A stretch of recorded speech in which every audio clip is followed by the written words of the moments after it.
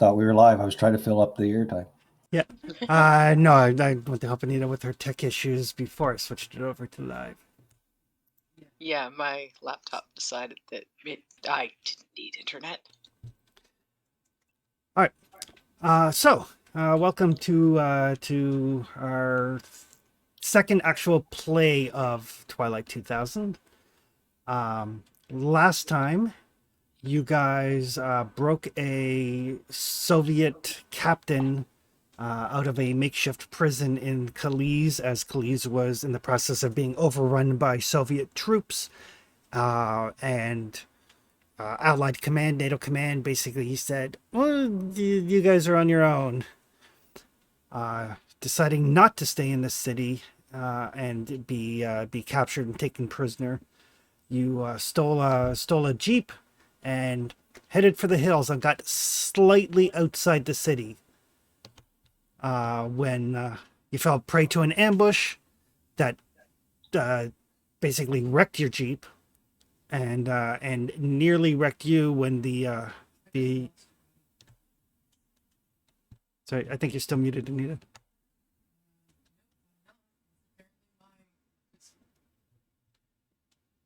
Oh, I just want to say I took the first bullet of the campaign. So you often do when Chris isn't GMing. So yeah, I'm gonna do the recap there, and then apparently Anita is still having some tech issues. I'm back now. Oh, okay. At least in theory. Alrighty. So yes, so you made it slightly outside of Calais, about 6-7 kilometers outside the city. There's still heavy fighting in the city. During your kind of where you set up your camp, your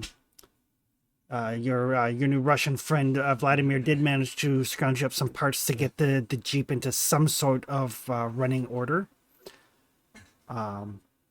You successfully hunted some wolves, cooked up the meat, helped a couple of stragglers who had made reference to a black market in Calais where their commanding officer had basically sold them for food. A scenario that did not sit very well with Sergeant Wilson. You also learned as she was out scouting the perimeter that there is apparently marauders of some nature a couple of hours walk away who seem to be setting up explosive devices on the side of the road to take out vehicles and then kill the inhabitants and take their stuff. I believe that is pretty much where we will pick up on Friday, April 16th. a very cold April 16th. A very cold April 16th. I mean, it is starting to warm up. It's still abnormally cold for spring. But precipitation when it falls now is mainly a cold rain as opposed to snow. At least it's not ash. At least it's not ash. Yet.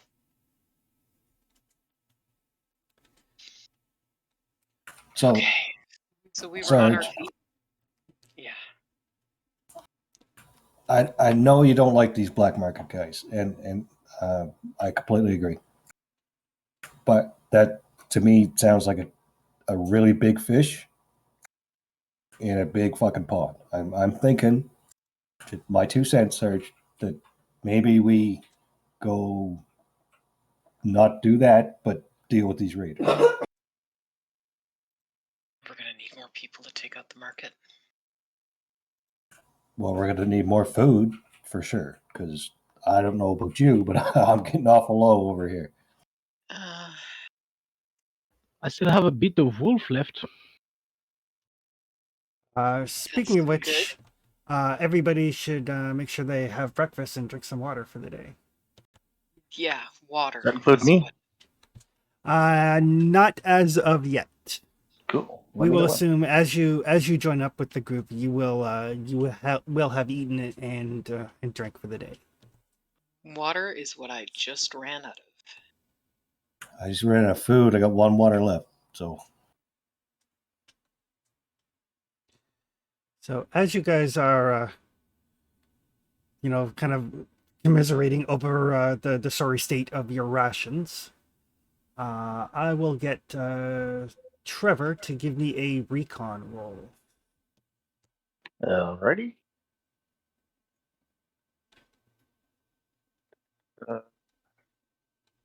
It will do everything for me as long as I just click on recon. Yep.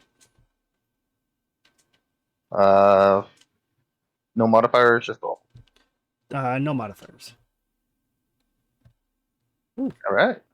All right. So you are one of the stragglers out of Calais, Polish national, combat support with specialization in intelligence and the like, and you saw the way the wind was blowing. Gathered up some meager supplies and hightailed it out of the city. And you're, cautiously making your way down the road, avoiding, Soviet patrols, or what your intelligence has indicated is that a fair number of the NATO troops have taken matters into their own hands.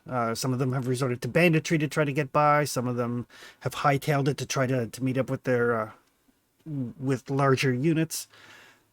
You're not entirely sure how anybody would view you, but as you're making your way down this like country road about 6 or 7 kilometers outside of Calais, you do spot off the road, fairly well hidden, what looks like a very small encampment.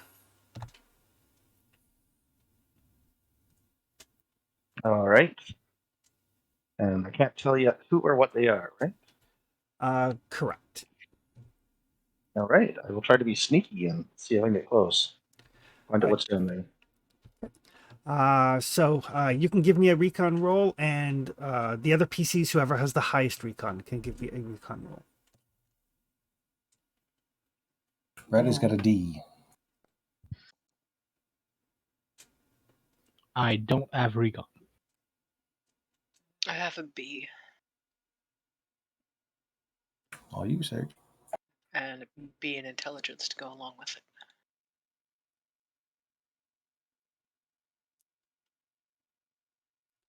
Oof. All right. So as you guys are kind of like, I got no water and I got no food, you spot a lone figure moving carefully and cautiously closer to your camp. Heads up.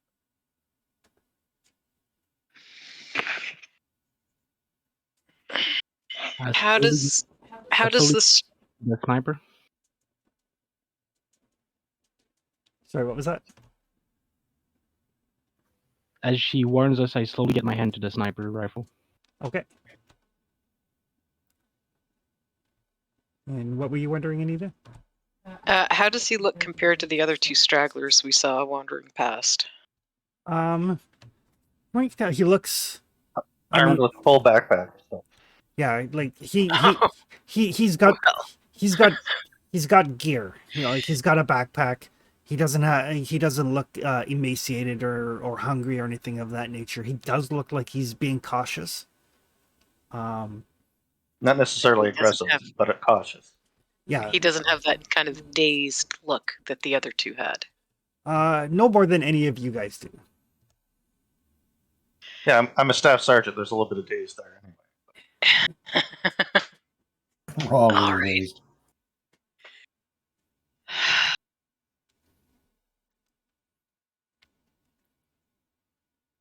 Okay, you guys keep a bead on him. I'll be right back.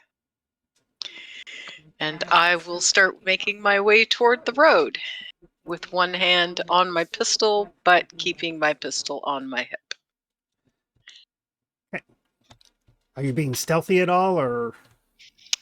Once I'm 20 feet from the Jeep, I'll like duck behind a tree because we were still in a fairly treed area, and I'll come out from behind it, kind of as though I had been walking from the opposite direction. All right. What did my roll tell me? People, that sort of thing. Yeah. I'm yeah. gonna look in my eyesight to cover her if need is be. Okay. So your first recon roll is to spot the camp, and then the second one is an opposed one to kind of sneak up on it. So you get closer and you can see that there are two individuals. One of them definitely is wearing like a Russian uniform. The other one is wearing like American military fatigues. You could have sworn there was a third one, but maybe you missaw at the distance. And then at that point, you do see another person off probably about 20 meters or so from you. Hand on their sidearm, but not drawn. Wearing a NATO uniform with a Canadian flag.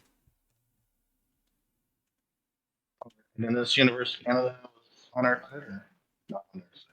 Or with Rations? I can't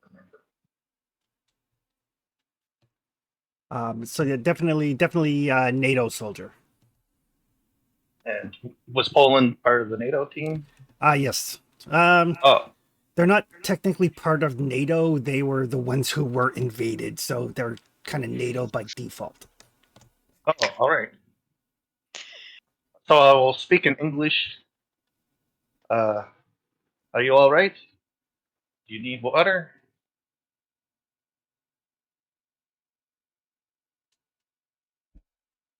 And I won't raise my hands above like in surrender, but I'll raise my hands open so they can see. She can see I have no weapons in them. Okay.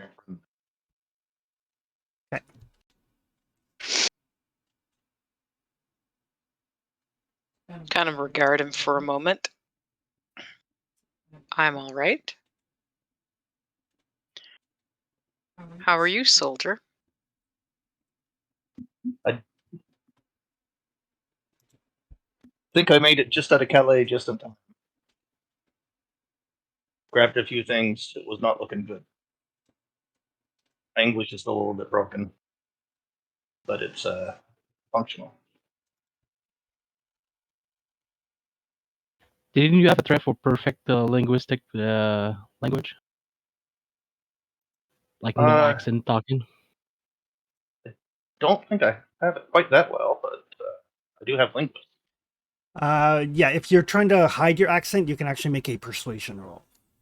Yeah, I'm not trying persuasion. This is not. There's more of you than me. This is not time for a firefight with potential allies. If I lost track of one, somebody's in a tree with a sniper rifle.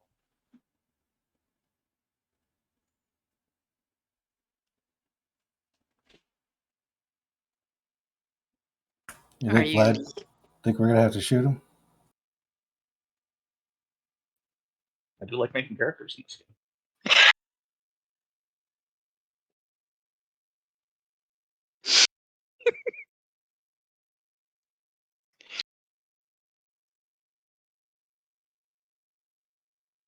Are you out here looking for somebody? It's hard to be alone in the world we live in today. It's hoping to find some Polish shoulders, but no luck so far.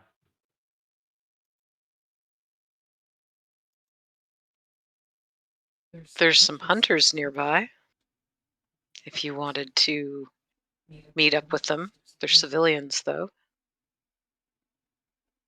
I think they would slow me down.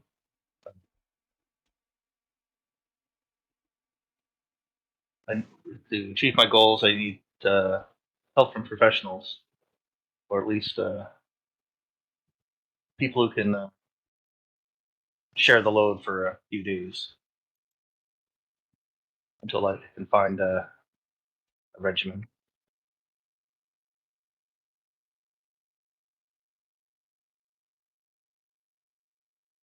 I do have a bit of food and water on me. I know it's hard out here. Maybe we can share resources. Maybe we have a common goal. Maybe it's just to stop looters. Maybe it's to free Poland again.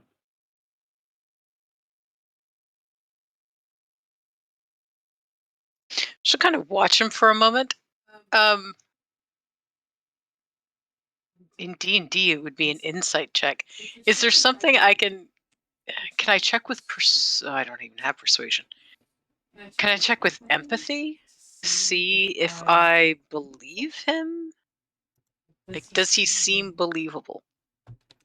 It is actually a persuasion roll. Yeah, I don't have persuasion. So you would be rolling just the base stat then. So that would be the empathy. Yep. All right. Let's see if I believe him. Is there a modifier, like a minus modifier for that? Nope. The penalty for not having the skill is you're only rolling one die. Penalty enough? Yeah. Gotcha. Ooh. You can push it if you like.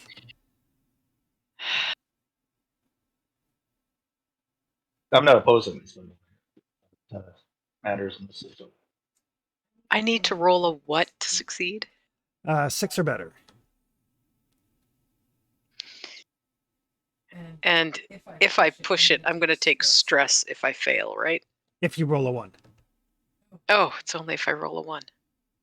You say only, but trust me. I know my dice. Less than 1 in 10. I know my dice quite well. I'll push it. Still not a success. Yeah, there's no telltale signs that this individual plans anything aggressive, but there's also no telltale signs that he's completely benign. He's Polish. That's a point for him. Stats, when we roll these characters, it was Anita and I were buddies. Give her a +1 on empathy roll. That'll come more into play after you actually get to know one another. Like, at this point, it could be like, she's your buddy because she's the first person you've seen in like 2 days who didn't try to shoot you. There we go. And she's really gonna like me when she finds out I'm the only person. 20-mile radius that still has a bit of chocolate. Yeah. Sarge, you all right? Do we need to shoot him? No shooting, please. I am armed, but I'm not. They're not in my hands.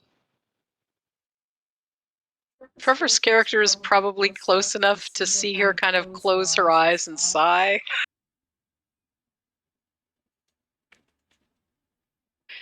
I take it you are the ones with the brains in the group.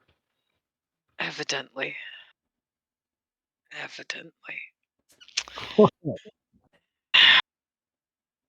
Lad, I can't hear what they're saying, but I think they're making fun of us. I always assume the people I cannot hear are making fun. Can I make a persuasion roll to let her? Actually, I don't have persuasion either, but I get a +2 to a D10. You can't use persuasion against another PC. Right. Conversely, NPCs don't generally get to roll persuasion against you either unless they are interrogating you. I'm sure that's going to come up. Yeah. Basically, it almost did last game. Basically, player characters get to determine how they react to things. I got to get some persuasion. I get a lot of skills at once.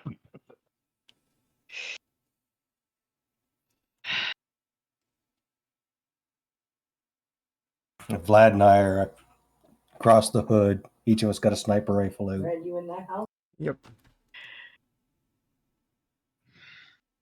She looks at him for another minute. And then nods and kind of gestures with her head toward the folks who are obviously aiming at them. Come on. Thank you very so much. I think we're all clear, Vlad. Okay. Okay. So that's a code 4 where I come from. Code 4, we're all clear. All right. Okay. I'll remember. Code 4 is all clear. So Boris, as you make your way into this little encampment, it is a very small encampment. It's fairly well hidden. You almost didn't spot it. If you weren't being overly cautious, you probably would have passed it by. A little bit of a campfire, but built small enough so that there's no smoke giving away, just enough to throw off some heat and cook some food. It's a pretty beat up looking American issued Jeep with like a huge freaking hole in the engine grill. And everybody can describe their characters. All right. Well, Bradley is fairly young. Do we have age in here? I think I ended up being the youngest. Yes, you did. Yeah, he's like mid-20s. He's pretty fit. Has a private badge on his uniform. Does not seem to be anything particularly special outside of a very American, red-blooded young man.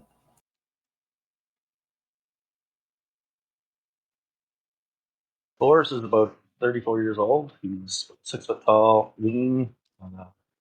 He looks like he's seen a lot of combat. He has. He's more of a. I don't know if you can tell by looking at him, but he's one of those guys that did some dirty work alone. Scouts, recon, interrogation. He's seen the hard stuff and come out the other side. He has that like Liam Neeson look. Like this is a guy that's done some shit.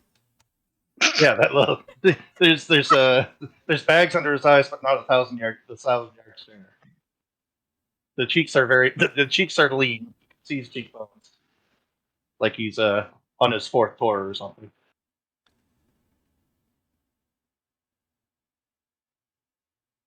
He's not doesn't come off as aggressive or anything like that at all. What about Vladimir? Vladimir's built like a fridge. He he has equipment that is mostly Soviet, with a couple of things from American manufacturer, scavenged here and there. He definitely looks Soviet. He has a sniper rifle that he's put on the side of the cars and a grenade launcher. He's shooting on a wolf and like a wolf piece of meat. And then as Boris is coming in, he's just staring at him, nodding a little bit.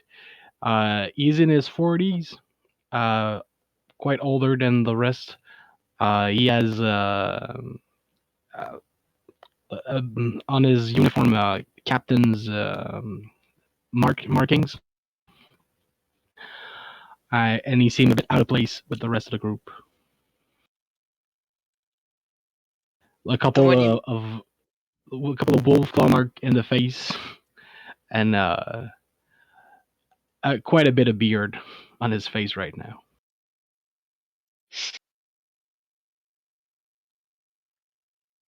And what does Wilson look like? She's in her early 30s. She's about 5'8", dark hair, hazel eyes.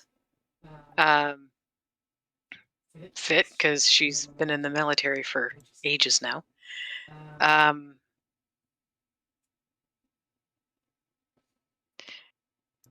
She's not exactly relaxed, but she seems comfortable with the sergeant rankings that are on her uniform.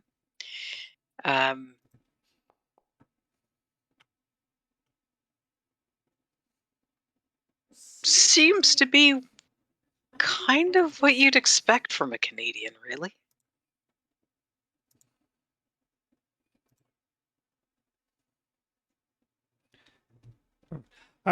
So yeah, so you get kind of get invited into the camp, and it looks like they've been here for a couple of days.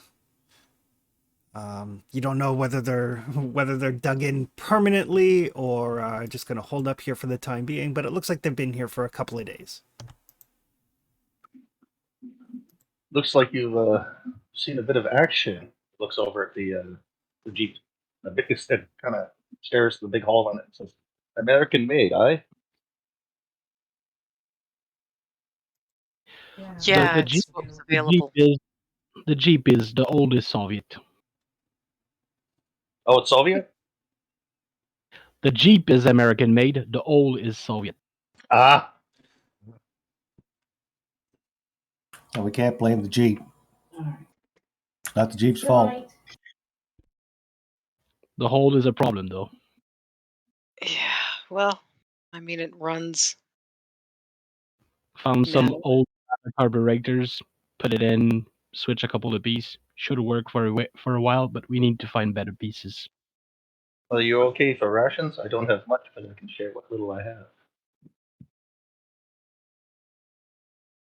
Did everyone have Water. breakfast? Water's going to be an issue. Well, food's going to be an issue too. I can share my rations with you. I mean, I've only got 2 left, but I have a bit of wolf left. Oh, I'm looking forward to that. In a just while, close your eyes and tell yourself it's barbecue. You see, I'm eating the wolf before the Soviet ration. That should tell you you need to know about the Soviet ration. I've actually seen it on YouTube. I don't like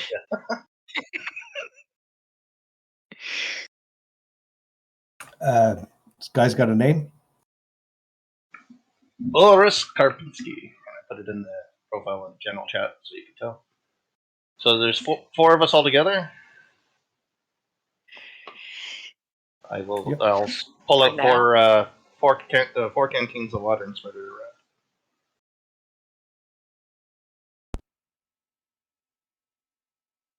I will gladly take that water and put it in my backpack. I'll definitely take a water.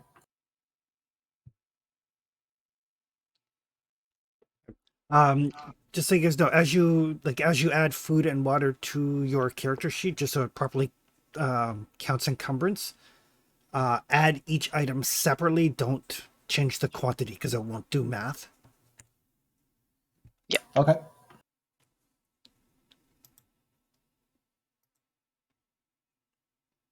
So I have to break my my stack. I think I did for you already. Yeah, mine was already broken up, so I just.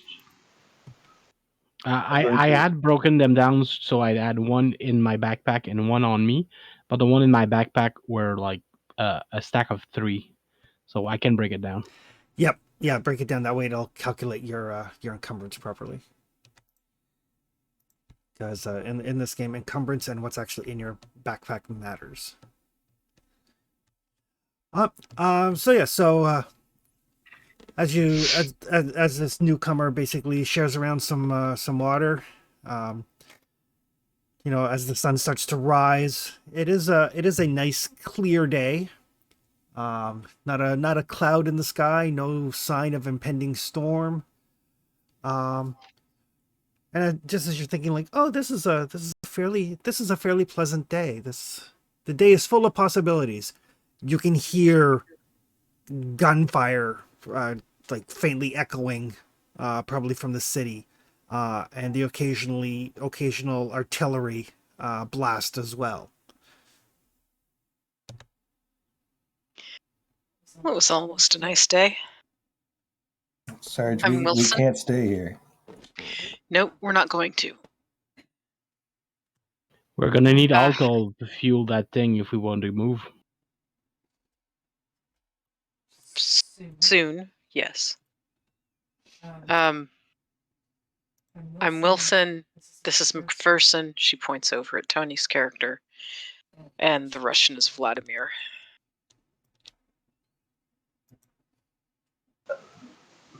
I'll politely nod to all of them. introduce myself, Boris.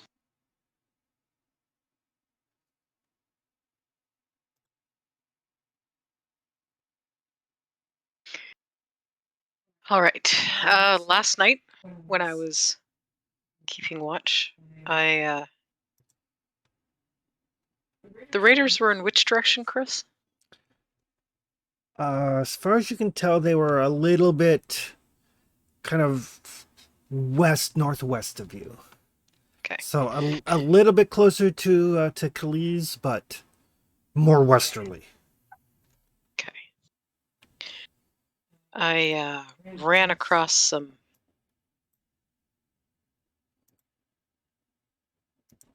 raiders, insurgents. Could I tell what uniforms they were wearing, or were they wearing uniforms? You never got a good enough look at them. Okay. To the northwest of us. They're the ones that shot me.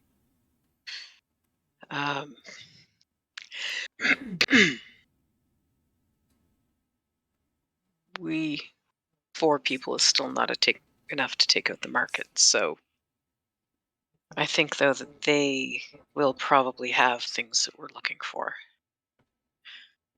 Downside, they do have weapons. They do have IEDs, or the ability to make some, because that's what they did to disable the Jeep that they attacked. But I'm thinking that as long as it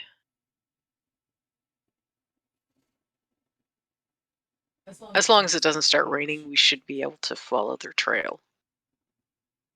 They weren't exactly being subtle.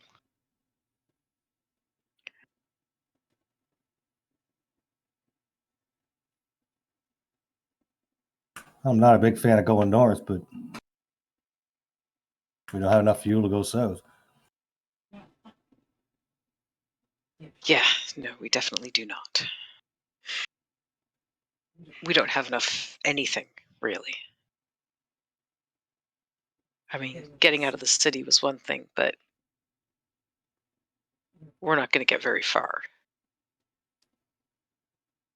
There's Not with what true. we I have. grabbed what I could, but there's not much. Yeah, that's what we found too.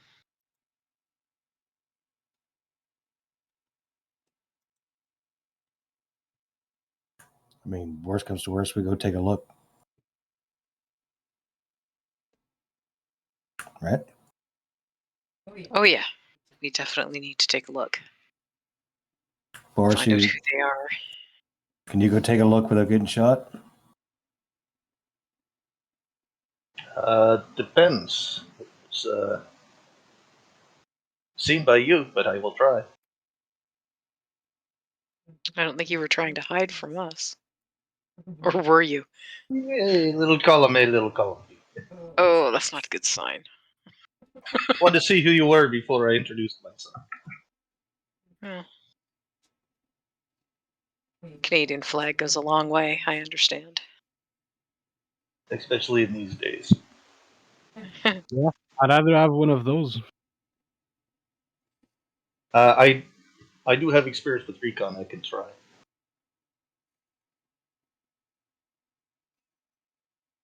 Well, let's see if we can track these fools then, eh? Is good. I have some experience with explosive if we find some of them before we find them. Keep an eye out for those, because they had, from what I can tell, whatever it was they had planted along the side of the road, they only came in after it exploded. So it I'm took gonna them keep an eye for explosive. We better deal with those before we try to move with the car. Maybe Yeah, we I'd leave rather, the Jeep here. if we can hide it well enough. It's pretty well can- hidden. I can remove some part of the motor so it doesn't start anyway. Pull the plugs or something. Yeah, good idea. Very good plan. Hopefully, if anyone does come across it, they don't know anything about engines. They see hole, it won't turn on. they'll eat it. That's the hope. And yeah, that looks so bad. I suppose it was so bad. She'll point toward the cratering in the ground. That's what they were aiming at us. Part of it. You're lucky to be alive. Well, for a given definition of luck, I guess. Yeah, Vlad really saved my ass that day. That Very was true. yesterday. God. Yeah. Good. Still a couple of old over there from that. Yeah. We're camping pretty close to the hole. Oh. All right, so we're gonna disable the Jeep and go take a look-see. Yep. Okay. So whoever is leading the way can give me a survival roll. Well, I'm the only one who knows exactly where they were. At least so far. Yeah, I'm and pretty- I have a 0 survival. I have. I'm pretty good at survival, depending on if it's logical that I help with that. Yeah, you can follow. Basically, one person makes the roll, and then is anybody keeping watch while you travel? I think maybe the other two will keep watch. Okay. Yeah, I don't know you guys at all, so I'm always keeping watch. All right. So one person can keep watch with somebody else helping. I believe. Let me double check that. And I can roll with Anita's help, I guess, since she knew the way.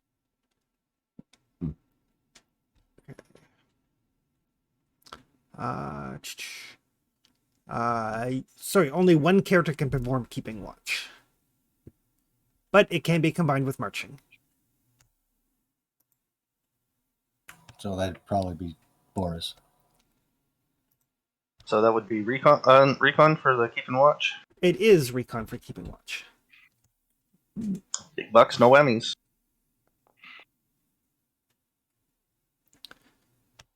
Alrighty. Good news, bad news. The good news, you could push this roll if you really feel like you need to succeed on keeping watch. Bad news is because that's a 1 on the base die, that is automatically going to be a point of stress if you push it.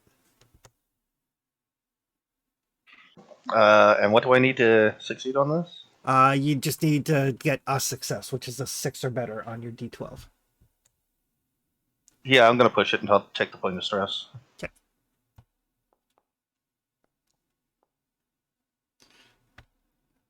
Alrighty, so you take 1 stress, but you did get 0 successes. All right. Okay. Sounds like my New Year's.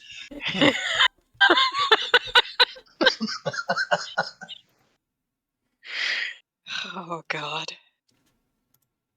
And I will get a survival roll from the people that are leading the way. Oh, do you need it from both of us? One person rolls with the other person assisting, which gives a +1. Okay, so I've got a survival of I'm a C in survival and a B in intelligence. I am B in boat. There you go. So I just put a +1 for the help. Yep. And it will automatically step up your dice.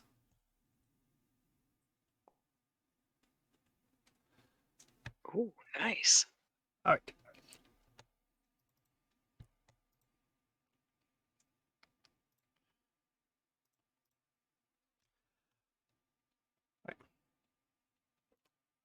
So as you make your way, kind of following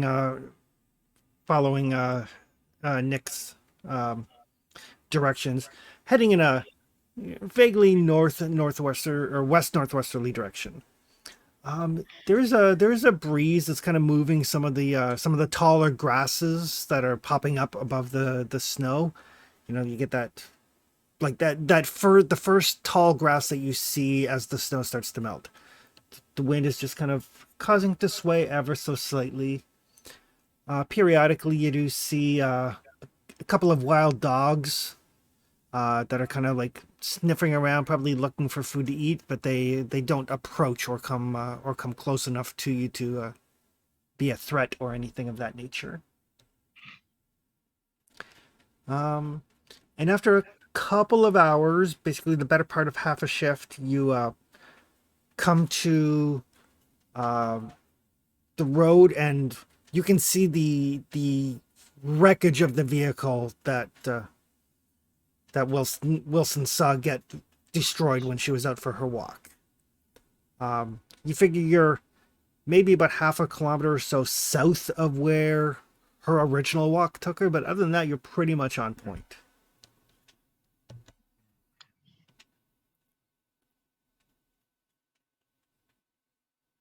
Look alive, folks. How do we want to approach this? Yeah, during the trip, since Bradley didn't have anything to do, he'll start training people in SWAT signs. Just like the sign language that go left, there's X targets, etc., etc. Gotcha. Cool. Yep. Very nice.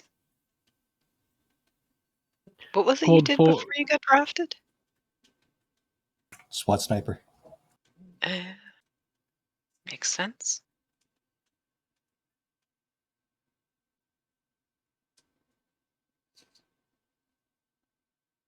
So from a SWAT perspective, we set up 2 or 3 people for Overwatch. We'd send somebody in to investigate.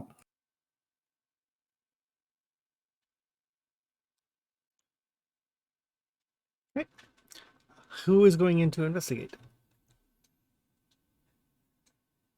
Depends if the Sarge agrees or not. No, it sounds like a fine idea, as long as you can keep an eye on whoever goes in.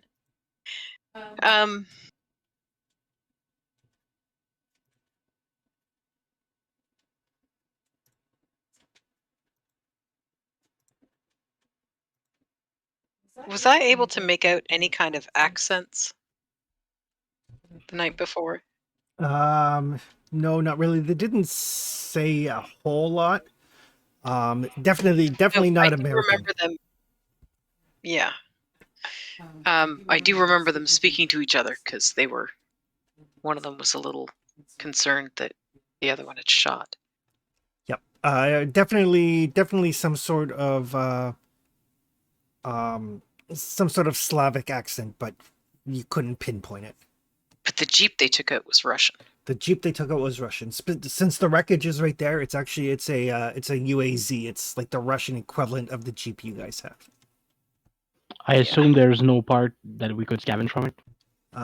You would have to go and take a look. I imagine they've taken anything that was useful.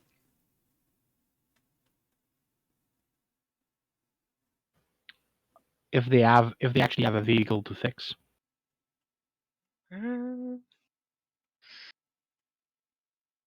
I mean, probably, but once we dealt with them, it could be an idea to check it out.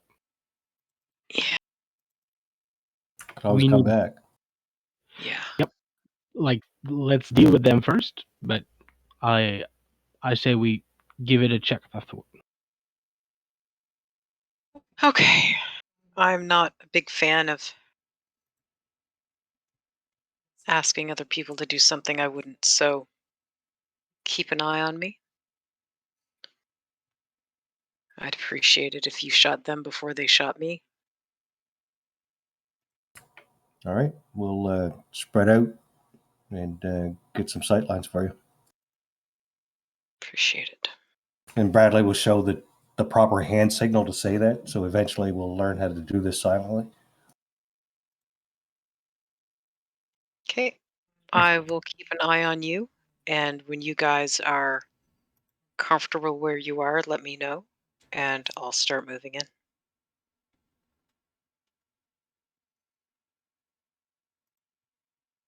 All right, so we'll spread out undercover and do our little signal thing and give her a thumbs up.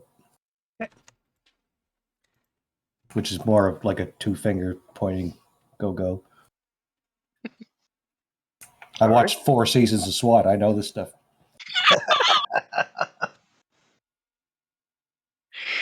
Not a lot of hand signals on a sub. No. Middle one fingers, finger. maybe. Yeah. It's really the most important one. It's the one that doesn't need translating. We have the same amount of hand signals as we have windows.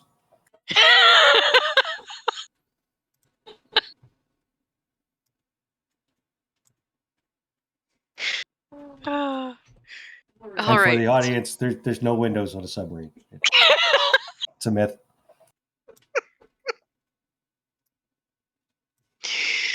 Oh dear God. Okay, I'm gonna start cautiously moving in, following the bits of trail that they left behind, that our opponents left behind the night before. Okay. We're gonna find another vantage point so we can have two sniper watching over her from different angles.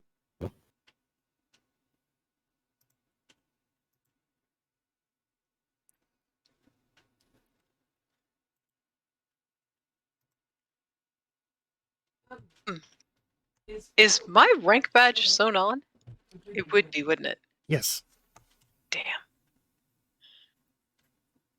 You can tear those off pretty easy. Yeah, it's useful in some situations, but right now I would really love some Velcro.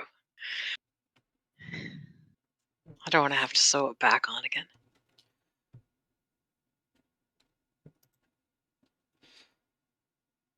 One sec here, and I'll drop a vehicle on here.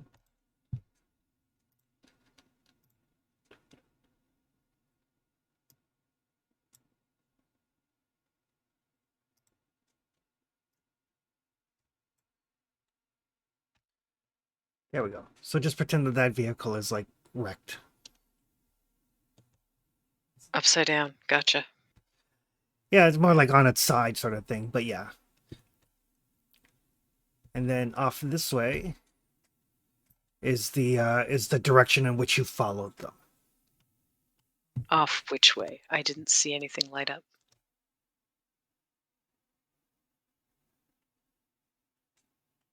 Ah, okay. Northeast. All right. Yeah, your thing is showing up in green, and it's kind of hard to see. Camo all over the place. Yeah, I'll take a quick stop at the Jeep. Are the bodies still in it? Yes. Okay, that's good. Ish. Means they're not eating them, at least. Bush pink for a pink. Yeah, the bodies are still in it. As you approach, you actually hear groaning sounds. Holy shit. God.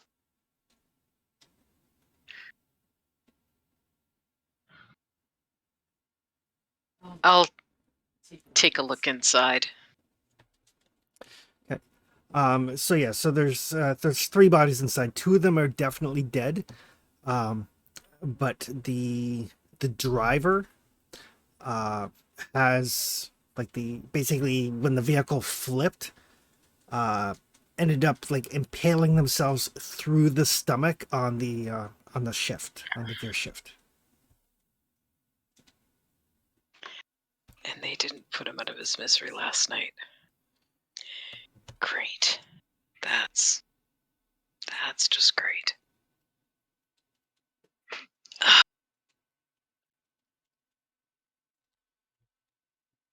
Doesn't seem to be cognizant of your presence. That's good. Probably in shock and unawares. Chris, I'm going to move over to these woods to the northwest. Okay.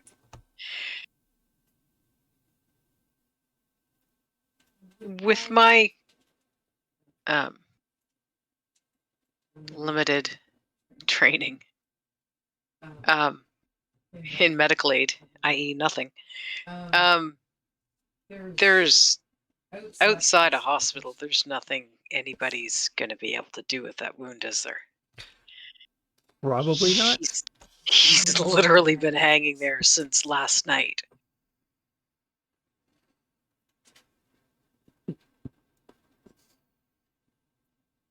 I mean, we don't have any kind of facilities for anything. We wouldn't even be able to sterilize a decent amount of water. You couldn't even give him a cigarette and a vodka. No, we couldn't.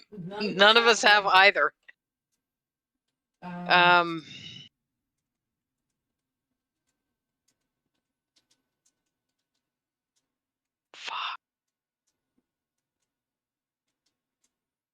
And I'm guessing everything, the rest of the inside of the Jeep is empty, other than blood splatter and bits.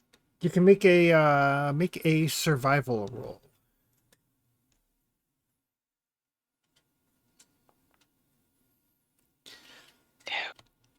No, I can't. Unless you want to push the roll, it appears to be empty.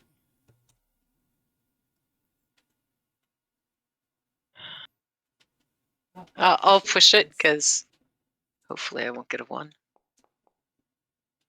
Huh. Okay.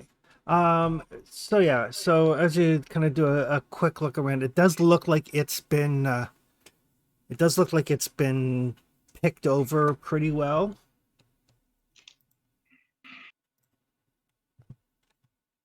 But you do find. Basically the driver has his sidearm. It doesn't look like they took it. Yeah, that's not exactly a mercy.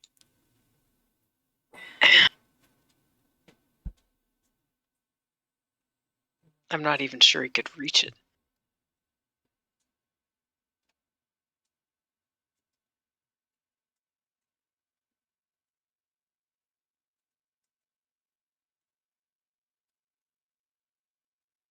Okay, I've got a crossbow. How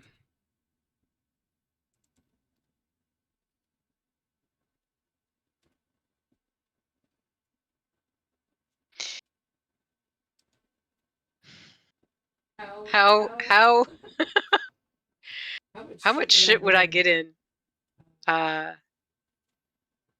Courtesy of the Geneva Convention, if I put him out of his misery. Assuming A, such a thing still exists, B, there's anybody around to enforce it, and C, anybody on your team actually turns you in.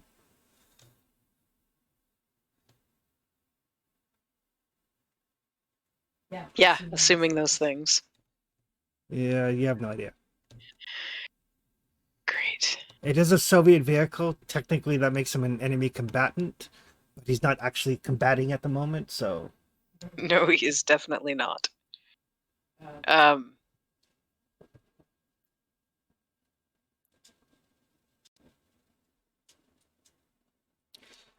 rest of you, as you're watching, you do see Sarge's approach, and she seems to be just kind of like staring into the wreckage, but not really doing much. Yep, that's accurate. We probably have fairly decent eyes with the sniper rifles.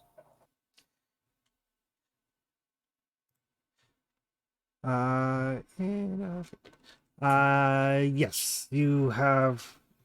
Basically, it's a clear day. You're in relatively open terrain, so you don't see anything within, 300-400 meters at the very least. Can we see in the Jeep? Like, do we know what she's dealing with? No, because the Jeep is kind of flipped over on its side from where it got hit by the IED. Okay.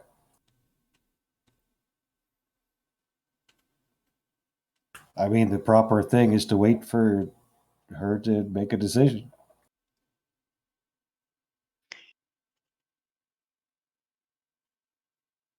Do I know which direction Vlad was going in? I knew where Vlad was when I left the group.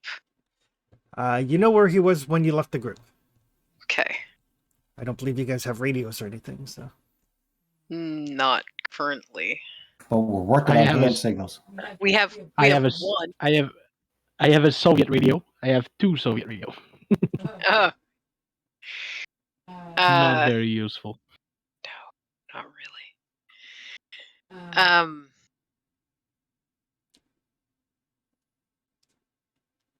I'm going to look over to where I think Vlad is and gesture him to come to me. You guys can all see the gestures that you're kind of keeping eyes on her as well as the surrounding area. So Okay, I'll pull out the M16 as opposed to the sniper rifle and make my way forward. Same. Well, not the M16, but I'll put the sniper rifle and come over. okay.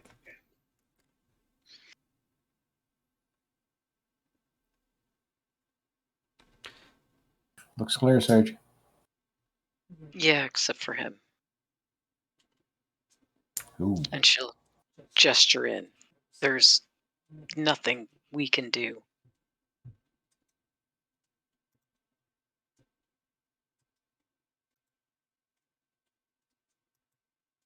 I don't think there's a functional hospital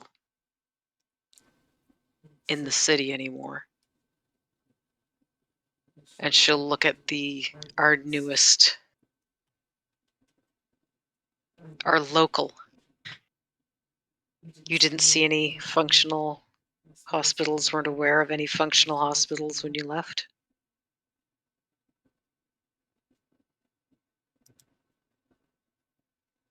No, saw nothing like that.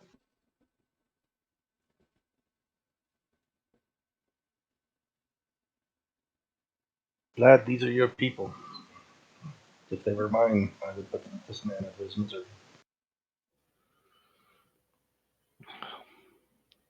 He We deserves. can't help him. We can't help him. We can't take him with us. Perhaps we could He bury des- him. He deserves a bit of peace. I'm gonna go closer to him in the car. He doesn't seem to recognize anything. No, he's breathing shallowly. Probably doesn't have much longer to live. But he is not aware of his surroundings.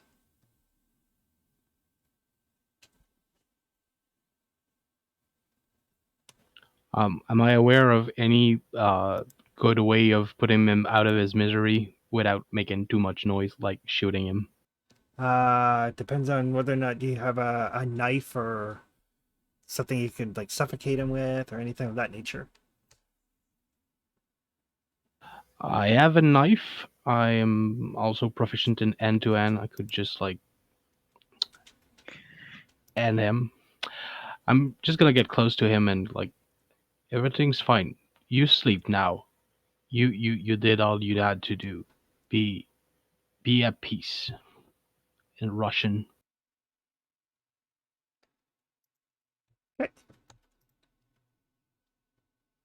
Nikki's going to look away when it becomes obvious what's about to happen.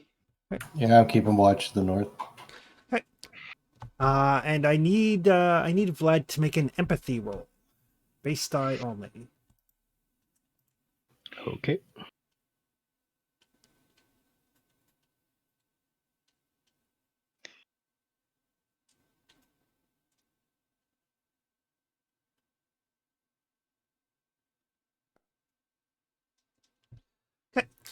So interesting thing about this game, in order to kill a defenseless human, you actually need to fail an empathy check. If you succeed in that check, you can't bring yourself to do it. But realizing that there is literally nothing you can do for him. You basically you dispatch him, but not without suffering some stress in the process. Yeah, I would assume some stress. Yeah. 1 stress point. 1 stress.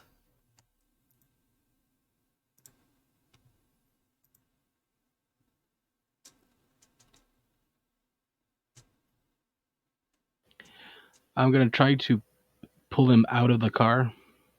Okay. And I'm not gonna bury it right now, but just put him in a more dignified position. Okay. So yeah, as you managed to like extract him from here, the force with which this vehicle flipped, he basically managed to impale himself on a blunt instrument. Like it wasn't like it wasn't that the stick shift broke and the sharp end impaled him. Like he impaled himself on the knob. That's a pretty nasty way to go. You rest now, my friend. So this is the kind of people we're dealing with. They didn't even bother to. Would have cost them a bullet. Yeah. But they also didn't take his gun. Not that it was going to be of any use to him. I'm gonna pick his gun.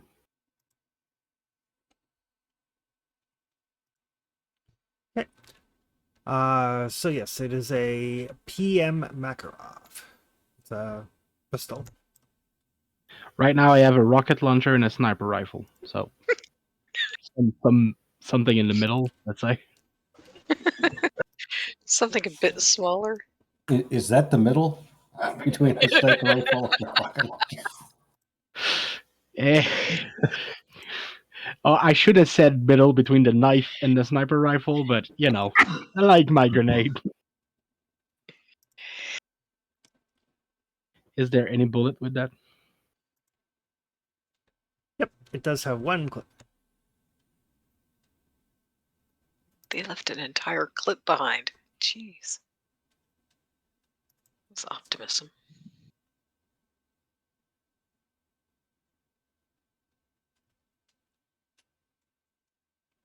So I don't think any of us are going to feel bad about these looters. Ending these people? No. Yeah. All right. Get into position again, and we will see if we can track these folks down. Do you want me to check if there's anything useful in the car while we are here, or do we? I wait? didn't notice anything. It's more mechanic things, stuff we can use to repair the Jeep. We'll check it on the way back. Sounds fair. I'll get back into position. Okay. Right, so you guys start kind of following, and the trail that these marauders left, it is fairly obvious in the snow. It doesn't take any great skill or anything to track them. You do see still some discoloration from where Wilson was bleeding on the way back. Actually, I'll point down at the spots, point at me, give a little grin, keep walking. I'll keep an eye for the telltale sign of mines or something like that.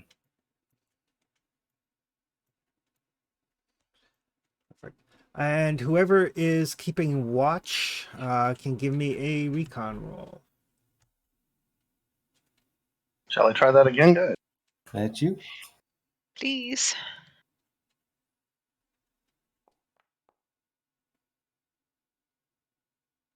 There you go.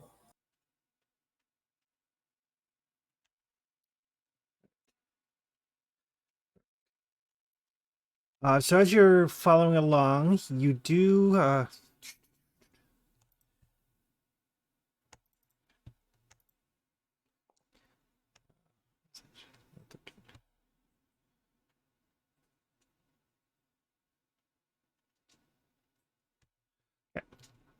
just rolling in an encounter distance.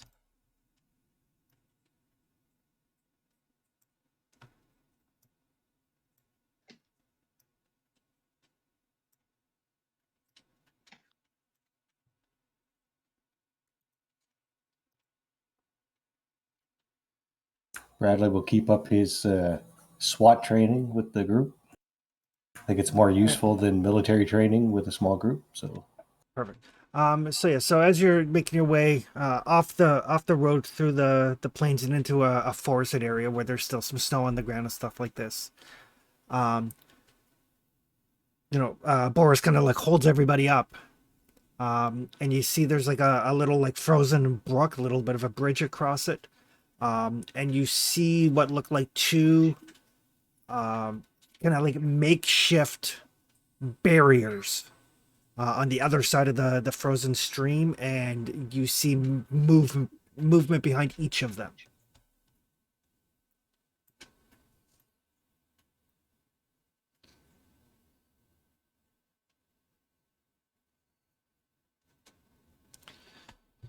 So just so you guys are aware, every hex on this is 10 meters.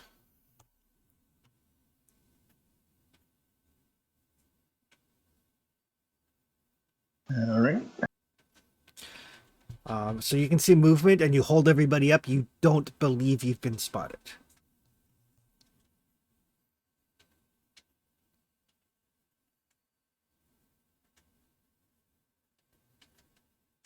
can we take a look through the scopes and see what we're looking at? You can. Wait 1 second. All right, because of Boris's intelligence specialty, talent.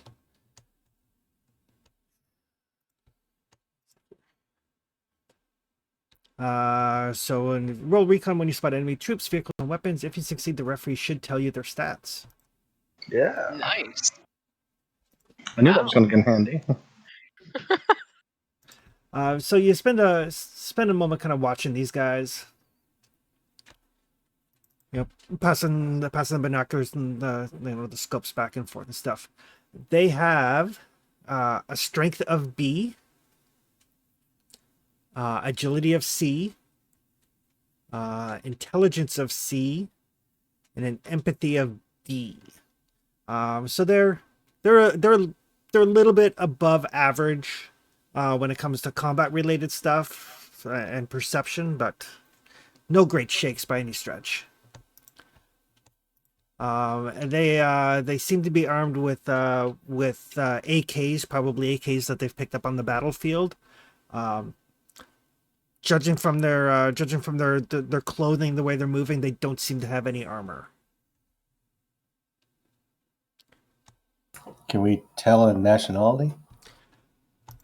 Doesn't seem to be one. They're wearing just a hodgepodge of stuff. So Boris, as far as you can determine, they don't look like they're members of any military unit, at least not according to their dress. They look like they're basically profiteers / marauders.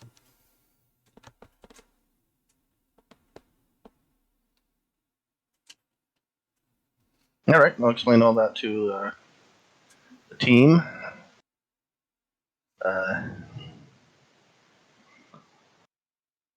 Especially emphasizing the AK-47s and their run-of-the-millness of the soldiers themselves. But AKs are no joke. Hard part here, Cap, or Sarge, is if we engage here, whoever's left is going to hear us, right? Yep, they are. Do they seem to be military or do they seem to be civilian? Like judging by the way they move and the way they seem to be acting toward one another.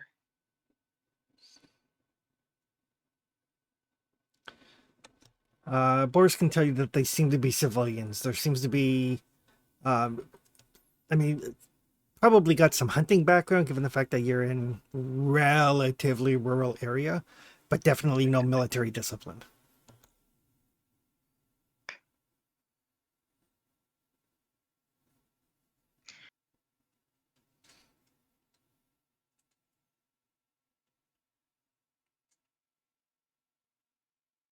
I don't know if that lake's or that river is frozen enough for us to cross downriver. We might need to use this bridge.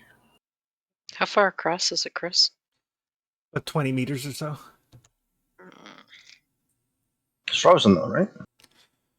It has a layer of ice on it.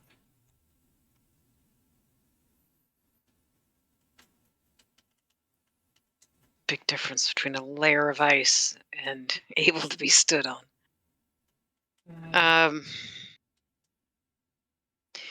Yeah, we need to take a look around. I don't know if there's only the 4 of them. Do they have tents or anything set up? They do not. The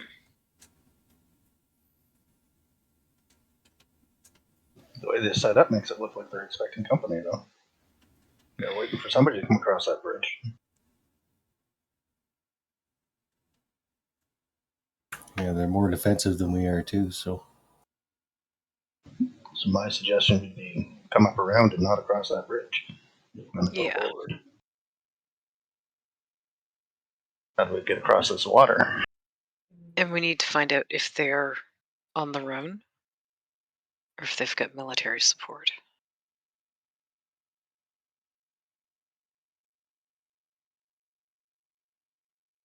well, if I was going to breach this particular problem, I'd have Vlad drop a grenade behind the back line.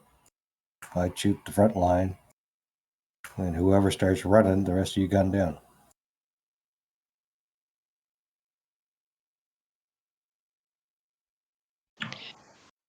Is that Sound a wall, tactics. like a broken wall over to the west? Yes, it is. Okay.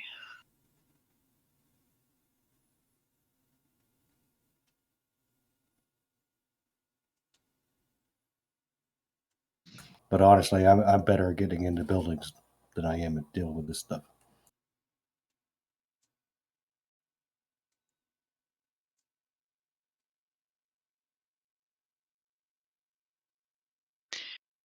And that just looks like a U-shaped, what? Another broken wall? Up to the Yep. northeast? Okay.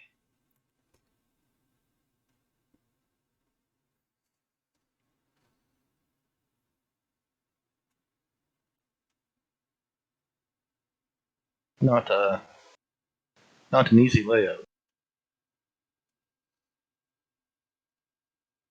Not unless Vlad can plant a grenade in the tree to the sort of middle north of them.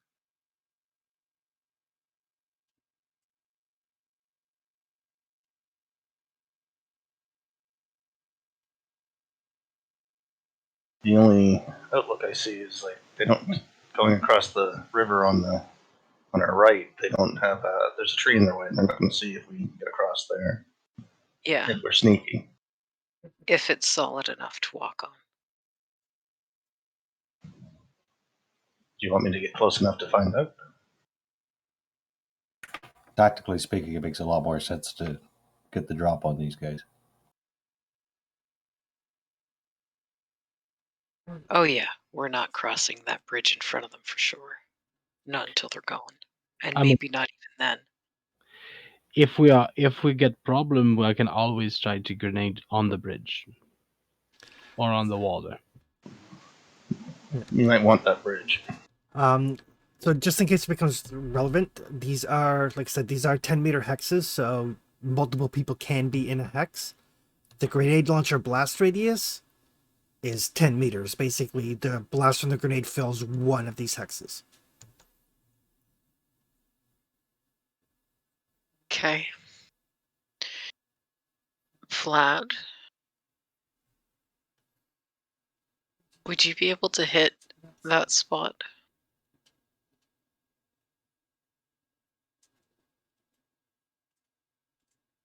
I didn't see the spot. Sorry.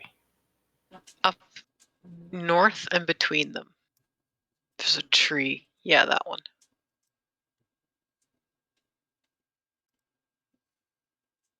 The tree over there, okay. The range of my rocket launch, my grenade launcher is 4. How does that translate in those X? So your short range is 4. Twice that is medium range. So 4 for short, 8 for medium, 16 for long, and 32 for extreme. But it's 4 X's for what? Yep, 4 hexes.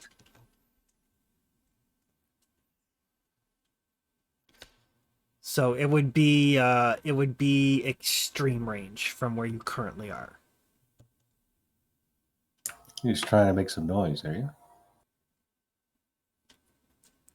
Yeah, basically to see who comes running and to get them to turn around.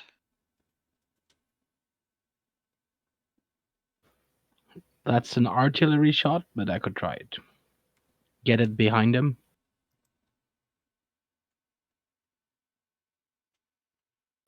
Just need to shoot at an angle, like a mortar. Feel better if we spread out. Oh yeah, we will be before that happens.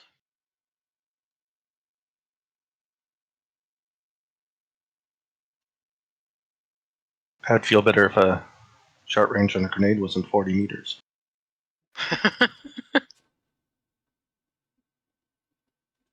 So, how... Because now I'm wondering about ranges.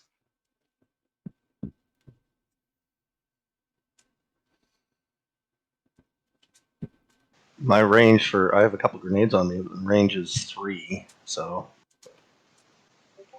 that doesn't seem much better than. It doesn't seem much worse than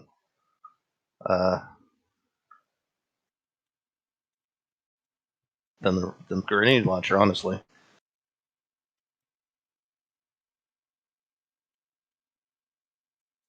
So that's the longest range weapon I have. So that would be the M16. Yeah, I have the same weapon, and then I have a couple grenades. So again, up to 5 would be short, up to 10 would be medium, out to 20 would be long, and up to 40 would be extreme. And how does that affect the difficulties? Short range is no penalty, medium is -1, long is -2, extreme is -3. Sorry, can you put the ranges in the Discord? Please and thank you. And what the penalties are. 1 second here. Thank you. That's not what I want either. Come here, measurement tools.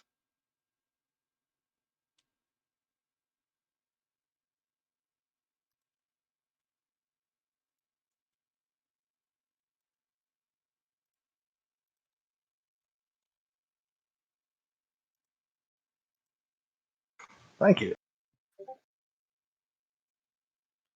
Yeah, and it's pinned too, so you should be able to find it in the future if you need it. Excellent. So yeah, so they seem like they're watchful, but I mean, it's like getting close to lunchtime for them. So if I wanted to shoot them without any penalties, I would need to be on their side of the stream. Correct. And Like they have cover right if you go over there. across that. And they have cover if you cross that bridge. Oh yeah, they're going to see me coming if I cross that bridge. They are definitely in a position where they are definitely set up defensively here. Yeah, that's a tactical Oh yeah, situation they're in. very. All right, I like a combination of ideas. Our American friends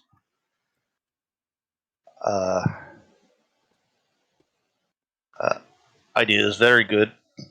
I like the idea of making noise behind them. And what's the worst could happen? Maybe you don't get dead on in the tree, but it still be behind them and be loud. I think that's the goal. To see who goes running. Yeah, and I'll. Oh, I know. If there are others nearby who are gonna, Mhm.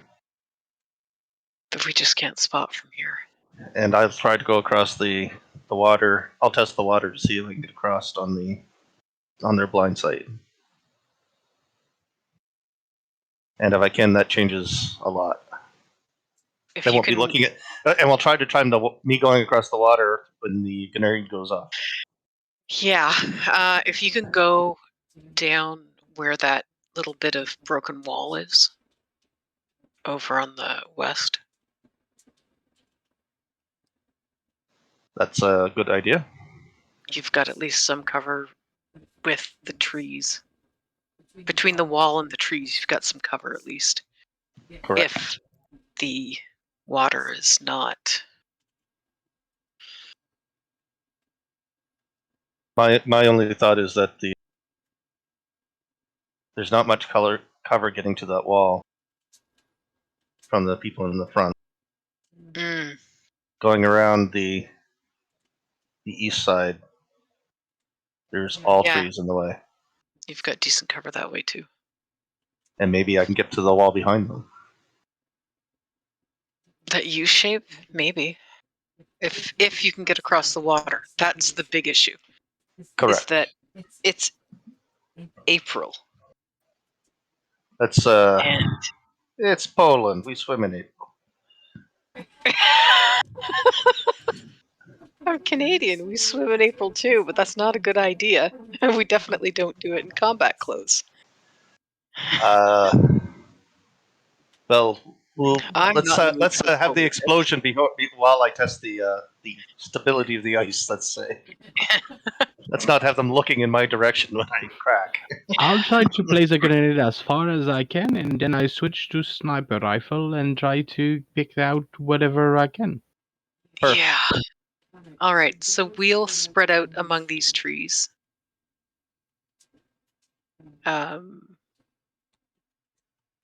There's where Karpetsky thinks he's going.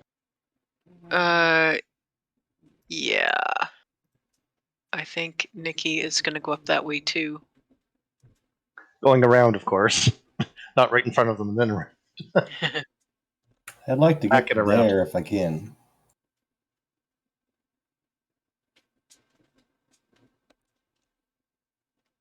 And then maybe Okay. have Vlad over here. So, the way a group ambush works is as you guys get into position, I need whoever is worst at recon to make a roll.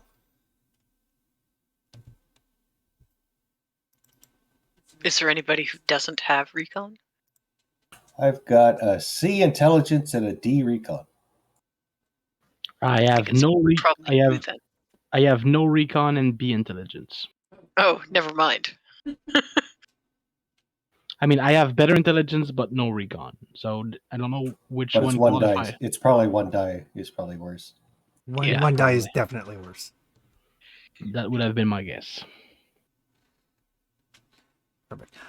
So make a recon roll. You do get a +1 modifier for the trees.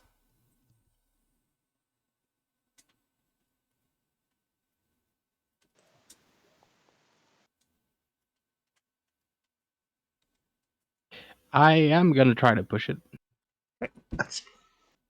Spend a fortune. No, wrong game. All right. Hey, I mean, I would have Oh. spent a fortune if I could, but there's no such thing. No luck in the waste. yeah, no hero points makes this a very stressful game. That's 2 successes, right? It is. All right. So everybody gets into the position on this side of the river that they would like to be safely.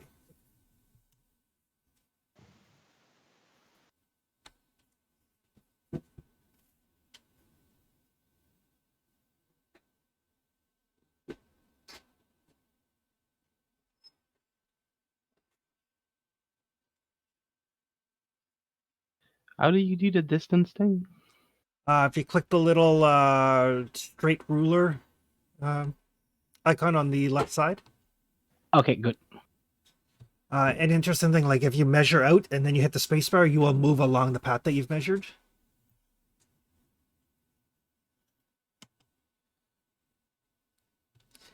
And then you're gonna unclick that ruler. And then if you hold down Control and click, you can actually set a path.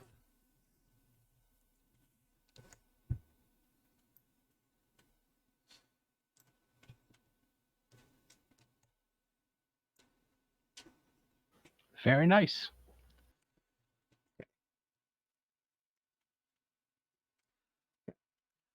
So now, interesting thing is, you guys do not have radios with which to communicate. So you can actually only communicate with somebody, like those of you that are in the treed area. You can only communicate if they are within 4 hexes of you. Okay. That's how far you can see with the trees. I mean, unless you want to like shout and yell. I mean, we have a plan, right? Nobody does anything till the grenade goes up. Correct. So Boris kind of slinks off over there, gets behind that kind of broken down wall, and it looks like you're a fairly smart guy. You're pretty sure that these are probably like. I don't think that's me behind that wall. I think that's something. Oh, that's Bradley. I'm on the far east of that tree. Perfect. By Yeah, that tree. Bradley's not smart. He doesn't know shit. But since you did get a view, basically large parts of Europe have like ruins from like Rome and the Gauls and stuff like that, just kicking about. So you're guessing that's probably what part of these walls are? Old roads or old buildings. Right. Whereabouts is Sergeant Wilson going?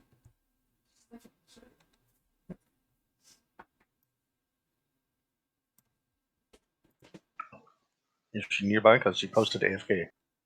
Yeah, she is nearby. Wilson was going up along here.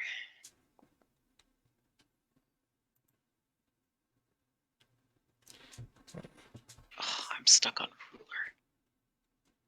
How do I turn the ruler off? Just click back on the little kind of portrait symbol, the little 4 corners. Yeah, I did that. It's the ruler's still lit up. Click the square. Yeah, the square. Oh. Okay. Yeah, she was coming up behind these trees and going up. Okay, perfect. In case our latest vagabond got in trouble with the water. Okay. So another thing with ambush, the way ambush works is when it comes to initiative, you guys don't draw initiative. You guys will automatically get the 4 lowest initiatives. And then they go, right? Well, then they will roll to see what order they go in. But yes, you guys. And then there's a roll. Okay. Yeah, and then because low initiative is better. So what is your order of operations? Like who's going in what order? Just so I can slot the initiatives. I think Gladys starting us off. Okay. Yep. I start with the grenade to get attention elsewhere. Okay. And then I try to get across that water unseen. Testing it first because I don't want to go in a splash, so I don't have to. Okay. And then between McPherson and Wilson. I'm gonna take a shot at. I'm gonna ready a shot. I don't want to take the shot unless I have to. Okay. At one of these people. Okay. So there's an action called Overwatch where you basically watch a specific hex and you're like, when a shit happens, I shoot at it. I'm gonna watch the northern hex. Okay. Initiative wise, are you going before or after Wilson? I'm gonna go last. Okay.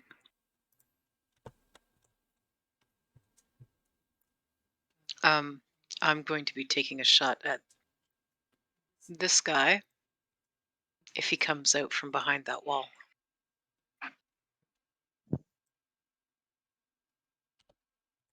I love how scared we are of bullets.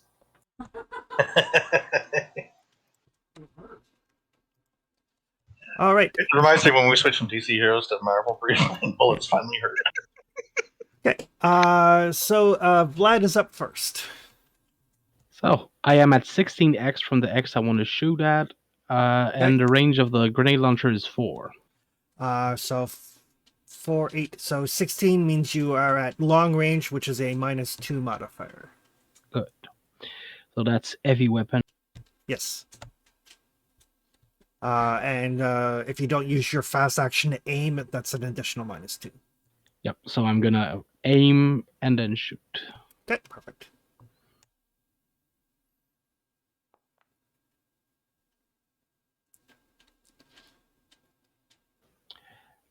I'm gonna push that, and I'm gonna. It's a stress if I push it. No, it's damage to your weapon.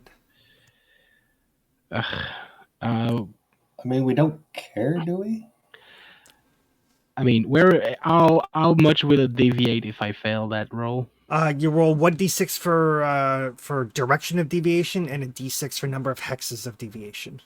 That's fine. I'm gonna roll with it. I don't wanna harm that gun. I like it.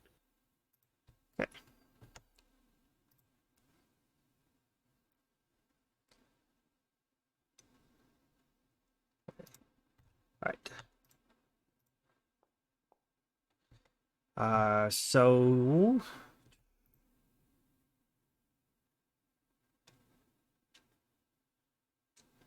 so you overshoot Good. by 6. So- Hey, even so- better. So you were aiming for like the center of the tree? Like where exactly were you aiming for? Over there? I went to. So yeah, it explodes like way back here someplace. I was not aiming over there because it would add difficulties. I was aiming at just the limits. Oh, okay. Yeah. So that's good. So yeah, so like you way overshoot. It's been a while since I did ballistic shot. Okay. So now they're like, what? That will bring us to Boris. All right, Boris wants to boot it to be across and behind that tree that's kind of cut off, and get behind the fence. Okay. So as a fast action, you can move 2 hexes, and you can make a mobility roll to move 1 additional hex for every success. If you don't drop your pack, you will be at a -2 on the mobility check. I'm armed, right? I can drop my pack. Yeah. I will I don't need assume. my hazmat suit. Yeah, I'll assume for this session that when you guys get into combat, you'll drop your packs, but in the future, just make sure that you tell me before we start combat or as we start combat. So I'm rolling. I can move. Mobility. You can move there safely, and then a mobility check. All right, the mobility I semi-suck at. So I'm going to make that roll anyway and hope for the best.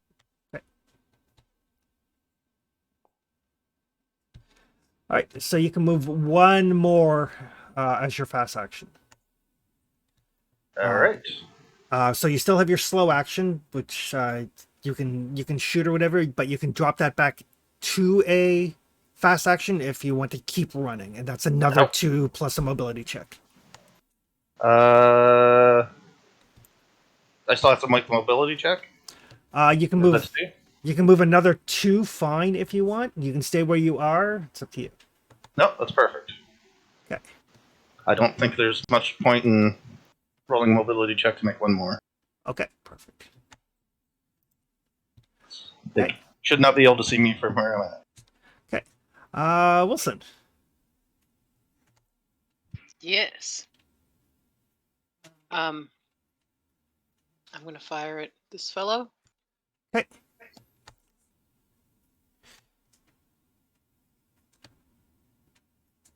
So that's 1, 2, 3, 4, 5, 6. Okay. 12 hexes. 13. 13. So that will be long range, which is a -2. Yep. And if you don't use your fast action to aim, it is an additional -2. I will be using my fast action to aim. Okay. I have rifleman. Okay, so that's a +1, so you're at a net -1. And you can decide how many bullets you want to throw down range. Oh, yeah, just the one apparently. Just because I didn't pick anything before I rolled. I will push it. Okay. Wait, what's the downside of pushing when you're using weapon? Is it Uh, damaging? if you roll ones, you will damage your weapon. Or you could suppress if you don't hit, right? That's if you spend ammo and bullets come up. Oh, okay. Okay, I'll just push. Ah! So the reliability of your weapon drops by 1, but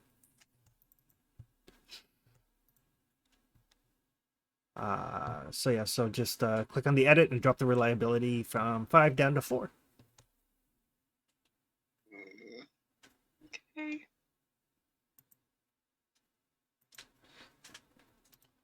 I was looking at your character sheet. I'll clear your health and your stress because you guys did actually sleep after you got shot. Oh, thank you. Bradley. Gunfire has erupted. All right. Well, I have the Overwatch, so I'm not sure how that works. Overwatch. As a fast action, you assume an Overwatch position against a specified hex in line of sight, including your own. If you have a telescopic sight, you can use a slow action to assume Overwatch, claiming the normal bonuses for this. You do not have one. So between now and your next turn, you can fire your weapon once against a target in the target hex, whenever you want in the round, breaking the initiative order. Your shot is resolved before all other actions, even if they're already declared. For example, if an enemy in your target hex wants to fire a weapon on their turn, you can shoot first. It does count as a normal aimed ranged attack, therefore you must save your slow action to be able to use it. You can make one Overwatch attack per round. So I can aim and Overwatch. You can't aim in Overwatch unless you have a telescopic sight. Which I assume my sniper rifle does? Does not. Oh. So I should just shoot somebody. You can. Like Overwatch, you could be like, if like say they were like hiding behind full cover, you could Overwatch a hex, and then when they pop up to shoot, you can cap them before they get their shot off. Yeah, so what I'm looking for is that we just made an explosion, people are moving, there's firefight. If someone gets out of cover, I want to shoot that guy. Okay. So you actually have to pick a hex that you're watching. And that was the hex with these two guys in it here. Okay. Perfect. So when one of them pops up, you're gonna take a shot at him. That's the intent, yeah. Okay, perfect. Okay, this guy just got shot at by somebody way over here. So he is going to pop up and take a shot with his AK, which has a range of 6. We should take their AK. Oh, we absolutely should. It's still going to be long range.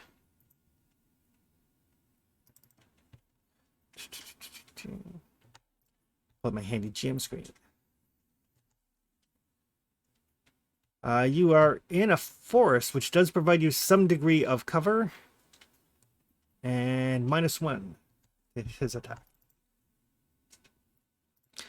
So he will fast action to pop up. So he will fire off a shot. He's going to be at a combined total of -3. Good.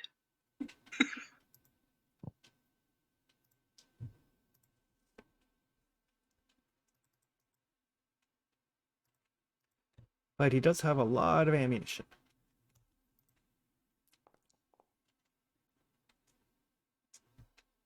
Not enough. Okay, so a bunch of bullets come Wilson's way. You do need to make a coolness under fire. Oh, they could suppress us too. Shit. Yep, they can. We are not good at this game. It's not fair if they can fire back. Okay. Wilson, you are suppressed. You automatically drop prone. You lose your next fast and slow actions. Ouch. Okay. This guy is going to pop up to also shoot in that direction, so you can get your Overwatch shot off. Okay. So he is just outside, I believe, of close range. So that's a -1. Another And I got another -1 because of the trees you're shooting through. And +1 for sniper, so net -1. Net -1. And do you want to do a call shot to hit his arm or his head, which is actually exposed, or do you want to take the chance of hitting cover? I'm happy to try to shoot him in the head. Okay, so that's another -2. -2. Oh, Yeah.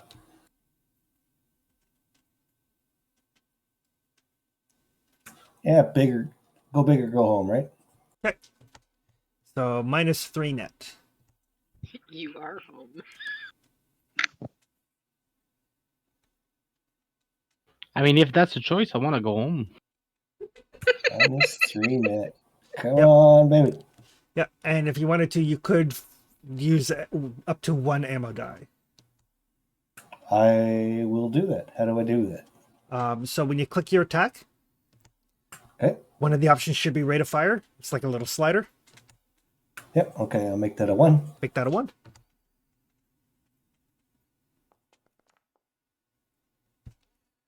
Okay. So that is a miss unless you push it, but it will suppress him. I'll push it.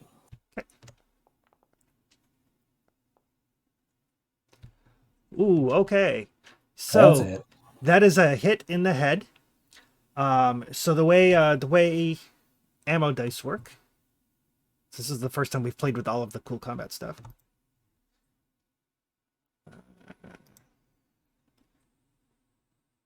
Find my rules.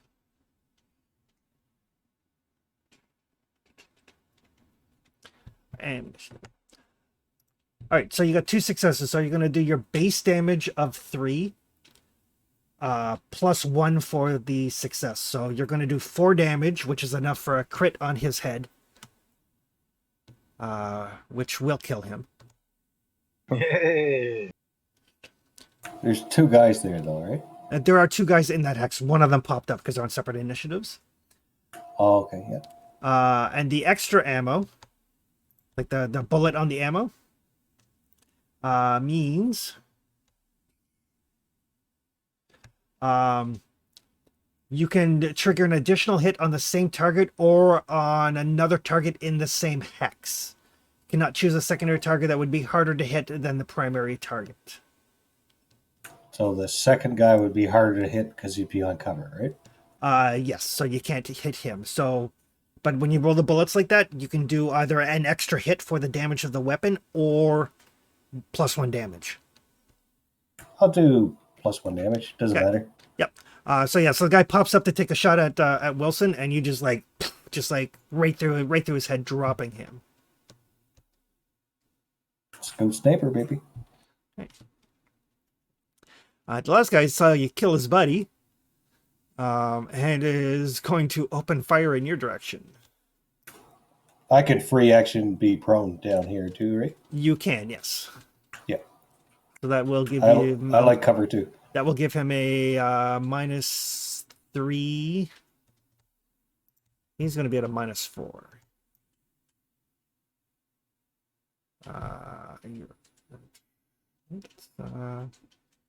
It's 2 -5. He's at a -6 to shoot you. You brought an AK to a sniper fight. That's what I did wrong.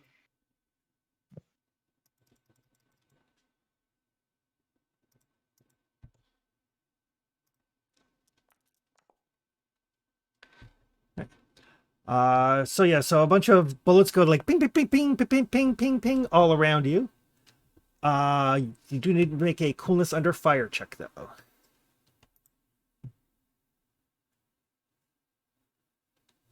Coolness under fire. No bonuses. No, you're not close enough to get your unit morale.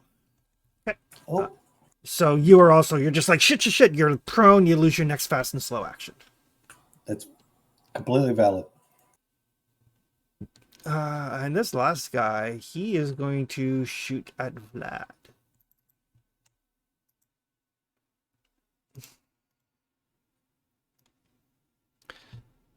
Actually, no. He's going to shoot at Boris. I guess he saw me then.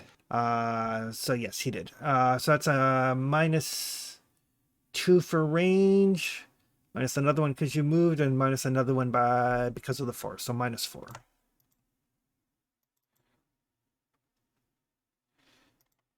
Basically, the reason why they're taking some of these shots is just so you guys can see how the modifiers stack up. Sounds good.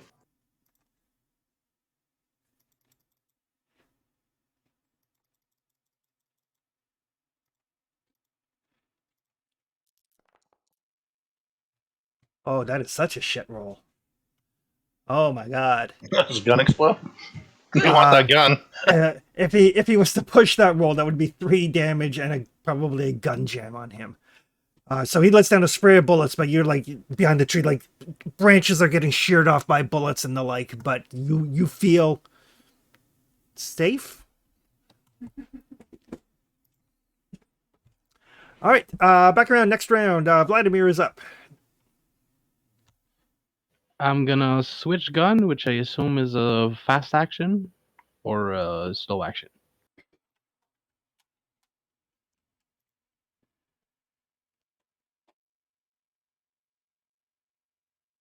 Did you get that? Yep, I am just checking. Oh, okay, sorry. Yeah. Sometimes my sound just stopped, so I was worried.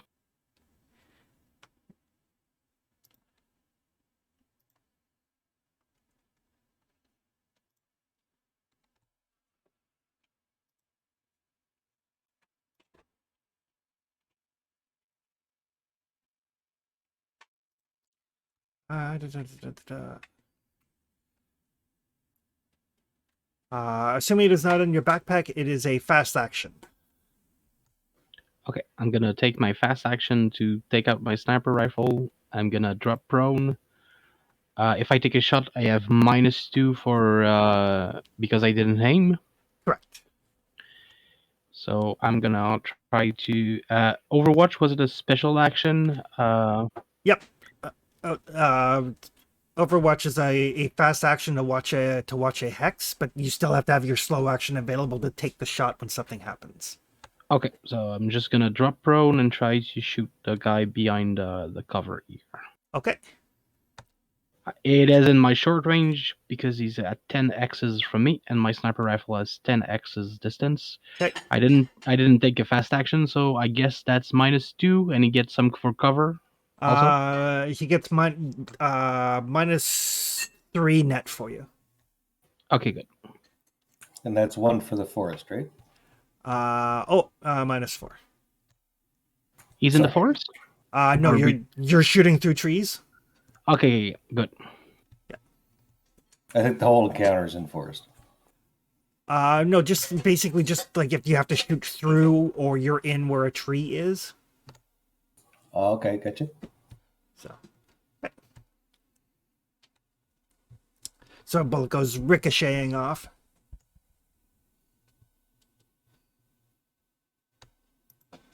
That will bring us to Boris. Can Boris take a shot from where he's at? He can. And I need to not move to get the aim bonus, right? Correct. And does the tree count as cover for him? The tree does not count as cover for him, but it does give you a -1 penalty because you're shooting through the trees. Okay, well that's same difference. And what's my range there? 14. 14, and I'm talking a range of 5, so that would be another -2? So yeah, you are at a -3 net. -3 net. Yeah, might as well do it, right? Yep. And you can decide how many ammo dice you would like to use up to the rate of fire of the weapon. Oh, that's a good question. What's the rate of fire of this weapon? 6. And how do I roll this? I just just click the gun. Click the gun. Click the attack thing in the chat.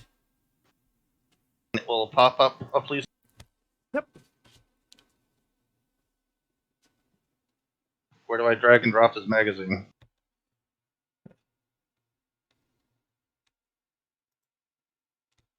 Looks like you apparently have no ammo.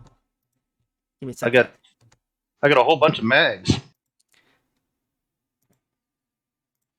All right, so there you go. You should have it now.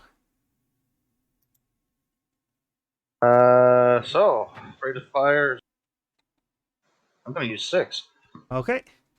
This is life or death, right? Well, It always is. Modifier. I'm taking what, 3 off? You said. yep. Max push is just says 1. That doesn't really count. Public Yep. roll.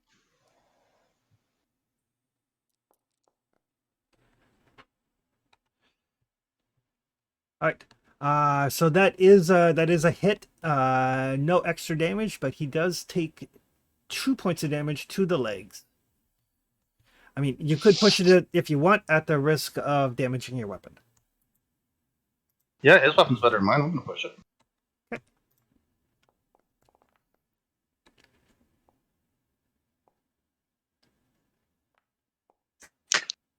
These are cool looking dice. Okay. All right. So still 2 points of damage, and your weapon is jammed. God damn it! Punch with a grenade. So yeah. So you fire, your weapon's jammed. It'll take you an action to clear it. All right. I'm suppressed. You are suppressed. Okay. I am suppressed. This guy. He's going to move slightly closer to Boris. But he's going to be at a -3.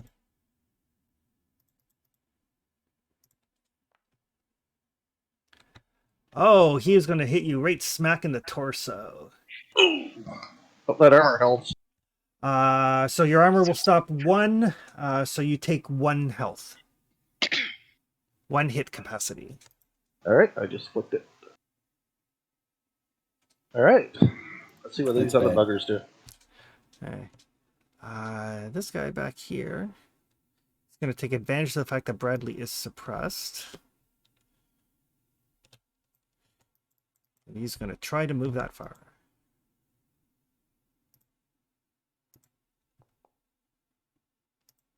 He is not going to move that far.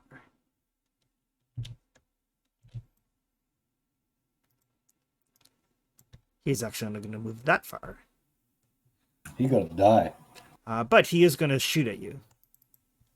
Yeah, pro behind a wall. I'm okay with it. Yep. It's like a -5 penalty.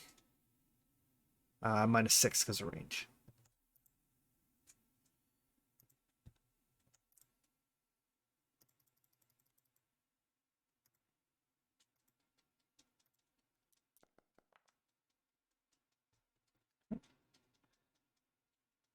You do need to make another coolness under fire. Basically, he's just like laying down some fire as he closes in on your position.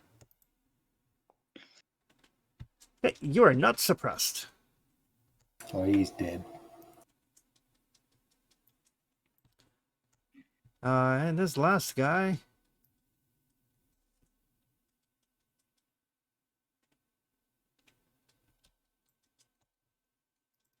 This last guy is bucking it Away toward. away.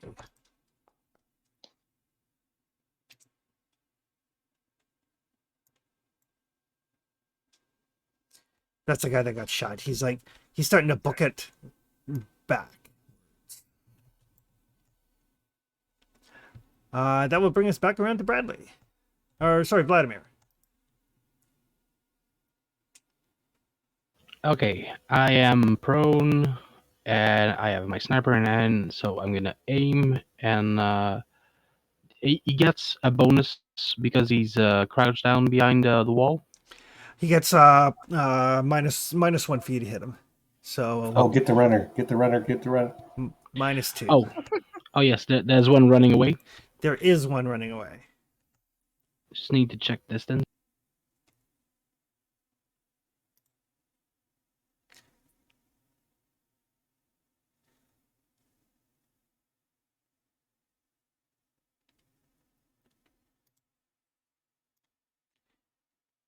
He is 13 from you. Okay, so he would just be my range is 10, so that would just be a -1. Yep. -1 because he moved, -1 for range, -1 because you're still shooting through trees. So -3 net. Okay, I'm gonna try my luck with that. In SWAT, we call him a rabbit because I watched the TV show. This is so terrible. Funny though. It is. And you could use up to 2 ammo dice if you wanted. It's rabbit season. I will. So 2 ammo dice. It's in rate of fire. Yep.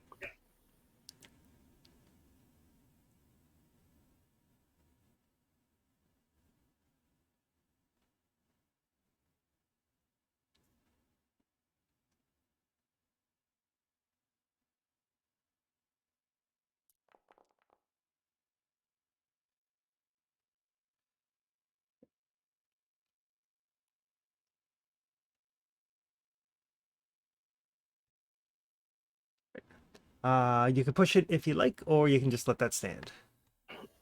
Will he be suppressed because I roll bullet? Yes. Yep. Okay, so I'll let it stand. So he drops prone, right? He does. As he starts to run, a couple of shots like hit near his feet and stuff, and he's like, hands over the head like you see in the movies. Like, shit, and he just like drops prone in the snow. So missing isn't always bad, right? Right. As long as you use ammo dice, you have a chance to suppress people. Okay, I'm getting it. But it does chew through your ammo. Like that round of fire took 12 shots from the sniper rifle. Which will mean that Vladimir will have to reload it before he can shoot it again. That will bring us to Boris. Boris busts through the tree. That's a regular move, right? Yep. You can move 2 spaces for free as a fast action. All right, and I'm going to toss that frag grenade at the closest guy. All right. That is a mobility check. I hate mobility checks. And what's the range on a grenade? 3? Yes. Okay. So, -2.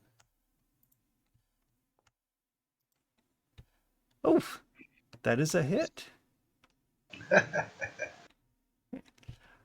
So what's the damage on the grenade? It is 2, I believe. Okay. With a So- crit 3, whatever that means. So it would mean that if you rolled more successes, he would take more damage and thus a crit. But Okay. he takes 2 damage. What's the +1 armor and the blast C mean? Okay. So it means I need to roll a d6 for me for hit location.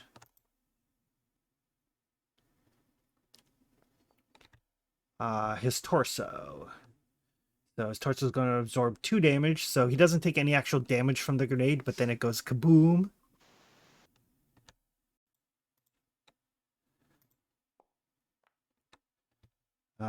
So he is going to take. Sorry, it was blast C. Blast C, yep. So that is 2 damage.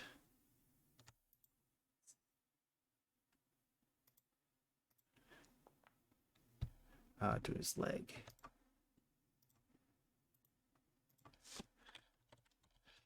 So basically blast C means it does so much damage in that hex and then so much damage in each of the hexes around it. Okay. And then because he got hit, he is suppressed. You toss this grenade, it goes, he like falls to the ground, clutching his leg. You can see like his pants are shredded from it. So how much damage total did that take? You did 2 to him. All right. That will take us to Wilson. Can I fire from prone? Absolutely. Okay, because I couldn't see anything in the rules about like it giving you a... Yeah, it doesn't give you a bonus or a penalty. It gives you a bonus if you have like a weapon with a bipod. Gotcha. I don't. But I am going to use my M16. If I just click the attack button, is that going to ask me a question? Yes, it is. Okay.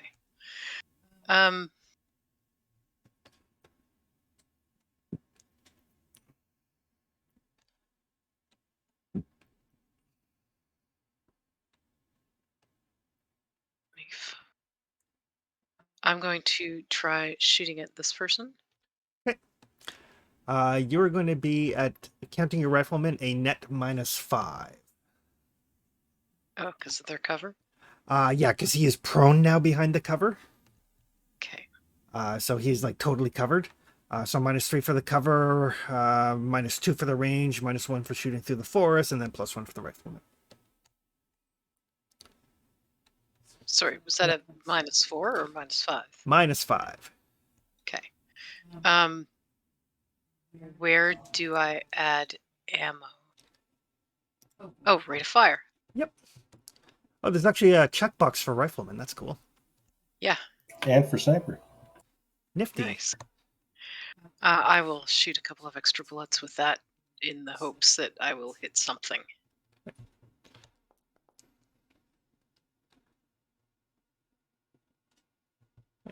That is a miss, unless you want to push it. Sure.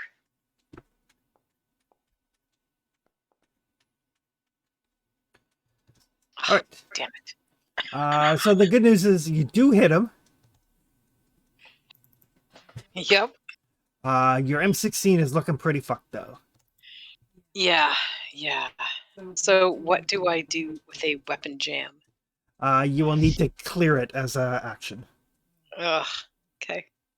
But you do hit him in the arm, but between the... Oh, he's only got like a little snowback for cover -1. So yeah, you like fire down some rounds, like, ah! You hear cursing in Russian. Yeah, it's probably some of the few things that I recognize.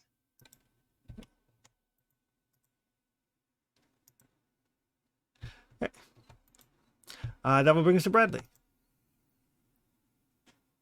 I find this game really, really interesting. I agree with you. So I'm out of ammo Okay. in my sniper rifle. So I will pull out my AK, Okay. which is fast action, It is. which means I can't aim. Yep. So I will fire at the guy to my north. Okay. So that's range penalty of something. The range on the AK is 6. So it's -1 for range and -1 for the trees. So that's -2. Yep. I will use all the bullets. Okay.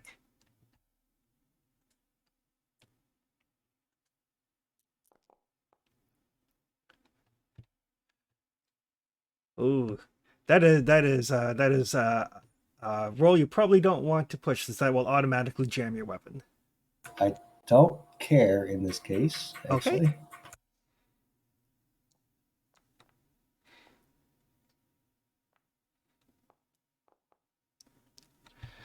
Okay. That AK's screwed, That AK is so screwed. Good but he thing might you be don't care. surprised. Oh no, he won't. I don't have a bullet. Yeah. No, he's like you just like spray down fire and bullets go everywhere, but this guy is Click, not click, click, click. suppressed. Okay. Okay. That guy stops being suppressed. That guy's like, oh, shit, and he is going to shoot back. Still prone out of cover, so Yeah. So it's a -3, -4, -5.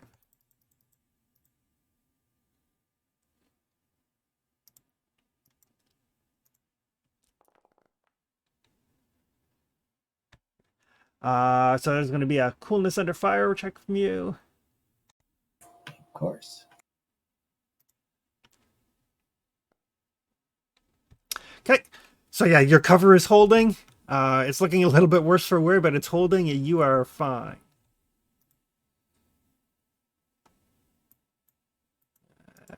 Okay. No longer suppressed. That will take us back around to Vladimir. The big thing about suppressing the enemies is it denies them opportunity to act. Yeah, it happens on both sides too. It's really cool. I am gonna recharge. I have another mag on me, not in my backpack. Okay. So you can make a ranged combat roll. If you succeed, reloading is a fast action. Otherwise, it takes a slow action. Ranged combat. Yep. Well, that means he can't. This game is awesome. So take me a long action. Yeah. So yeah, it basically takes you your turn to basically fumble around, grab the clip, put it into place. Okay, good. Okay. Boris, you are up with a jammed weapon. Yeah, and I have to use my whole round to unjam it. I am checking the jamming rules. Because if I can move back and unjam it, that would be better. Yeah. I think everything that can happen in a ranged combat pretty much has happened this one, so. Clear a jam is a slow action. Oh, there we go. Thank you. All right, fast action, I can move back too, right? You can, yes. You can run. I think I'll move up to there. So I still have a bit of cover. And then I will unjam my gun.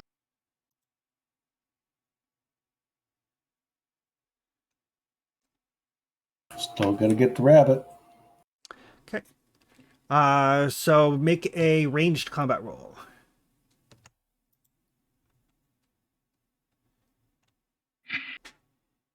If he's not firing, you have to make the roll to unjam the weapon. gotcha. So yeah, so you fall back into cover, clear that jam off your weapon. Wilson. Yeah, I have to do the same thing. Okay. Let me just double check what my other.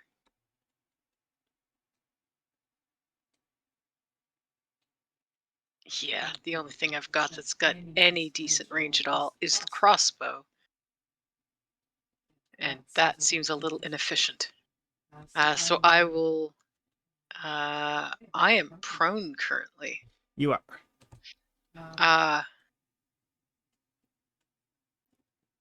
Yeah, I'm gonna stay prone and clear my weapon. Yeah. Try to. And for that, I do what? Ranged combat roll.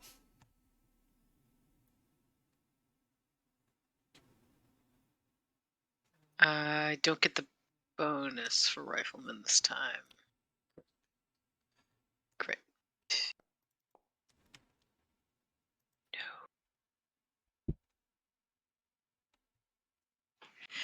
No.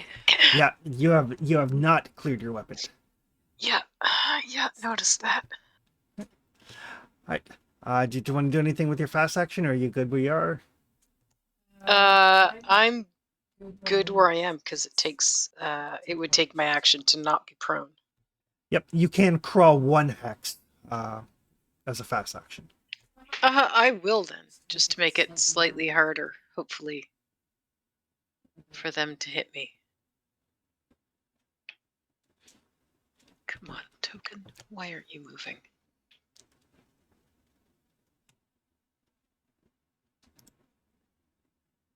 Come here, you. There we go. The big thing with the crawl action is it's only 1 hex, but it counts as having moved for purposes of hitting a moving target. Yes. Okay. That will take us to Bradley. I will. Oh man,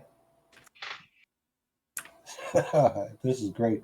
I will pick up my sniper rifle, Okay. and I will reload it. Okay. So fast action, pick up your sniper rifle, and then a ranged combat to reload it. It's Only slow yours. action regardless, right? No, it is a fast action. If you make your roll, you can do it as a fast action. And because you still have your slow action left, you will reload it on the slow action. The interesting thing is, like, if you fire first and run out, you're still allowed to make that reload check, but if you bone the roll, you waste your action. Okay, so that's not actually a great idea. Correct. I mean, if you make the roll, then you reload it on the fast and you're ready to go next round, right? But if I don't, then I'm stuck. If you don't, then next round you'll have to try to reload your weapon again. Right. Okay. So what I'll do, because I can carry 3 guns, I will pull out my M16 Okay. and I'm going to fire at the rabbit, the guy furthest to the north, Okay. and see if I can suppress him. Perfect. So he's 18 away. Which, range is 5. yep. So -1, -2. So -2 for range, -1 for the trees, -1 for him being prone. So -4 net. And then -2 more for not aiming. So -6 net. Ooh, that's not great either, is it? What's the modifier if I attack the guy that's across from the wall? Be -1 for range, -1 for the trees, -4. That's better than my 6. Rabbit's not going to get away too far. Okay, I'll shoot the guy that's shooting at me. Okay. And I will spend all the bullets. Okay.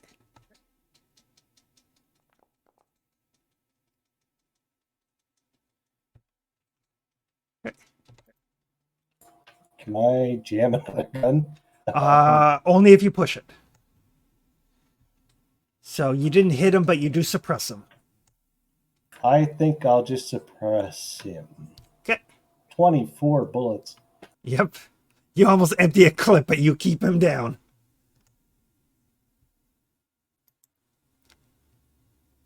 Okay. This guy here needs to try to reload.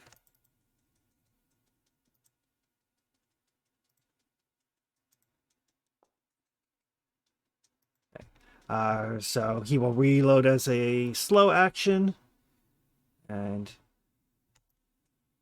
he will crawl to there. That guy is suppressed.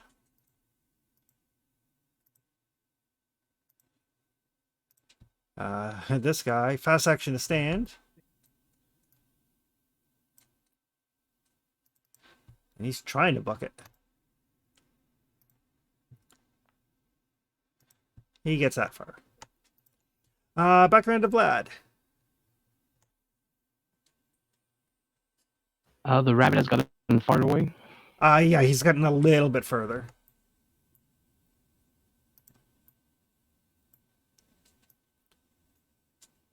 He is now 150 meters from you.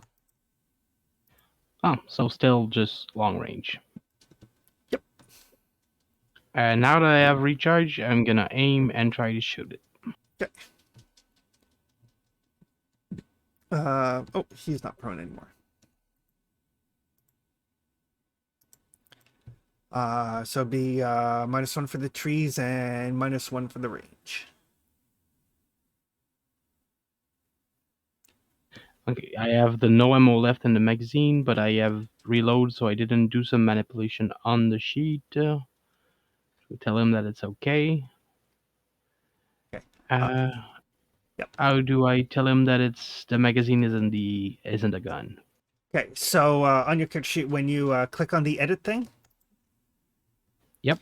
You'll see there's a attribute used, skill used, magazine, Okay, and then as a drop down menu, just slap in a fresh magazine. great. I mean, I do appreciate that this tracks all your ammo expenditures for you. How did I do that again? Could you repeat that? Yep. So when you open up the weapon with the edit button on your character sheet, Oh, okay. you'll see one of the things as magazine, Yep. and it's a drop down menu. So just go to a menu that actually has shots in it. Spectacular. This is a great setup. Yeah, they did a good job with this. Like, it was one of the stretch goals when they did their Kickstarter was Foundry support, and this is, one of the community members, because Foundry's very community driven. One of them put it together as part of a deal with Free League. So, oh, that is a hit into his torso for 3 damage and an automatic crit. He goes down. He tried to run. Didn't get far. I can't afford him to warn whoever he's trying to warn. Oh, I think they heard us. They probably heard us, but at least he's not coming back to them. Yeah, you guys have To not. give them details. You guys have not been quiet. That will bring us to Boris. Boris will take a shot at the closest guy. Okay. He does not actually have cover from you.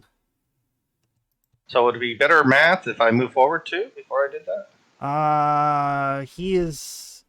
You would be at a net -3. Moving unless you can clear the trees, but then you're gonna have the penalty for not being able to aim. So it's gonna be a -3 either way. But I won't get the penalty next time. Correct.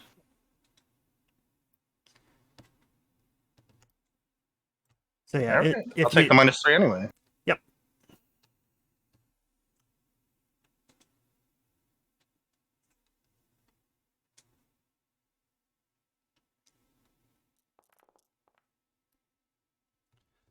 Okay. That is a hit. He does not have cover. That will take him out. So you just kind of sneak around the trees and put a bunch of bullets into him. That will take us to Wilson. I need to try to clear my gun again. Okay.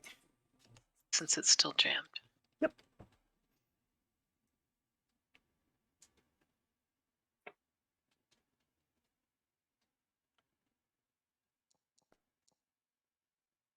Wow.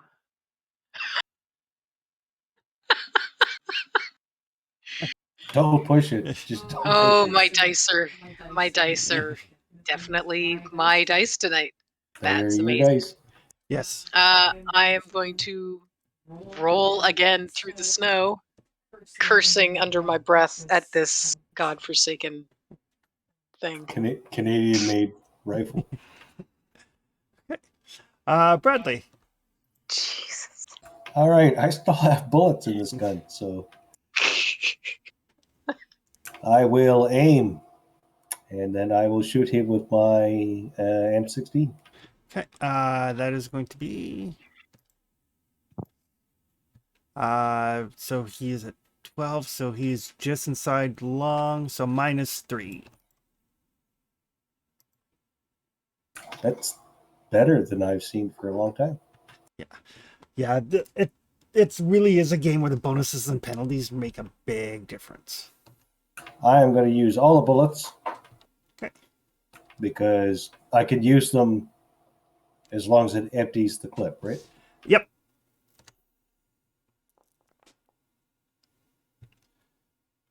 That's a hit. Well, That is literally the first damage this guy has taken.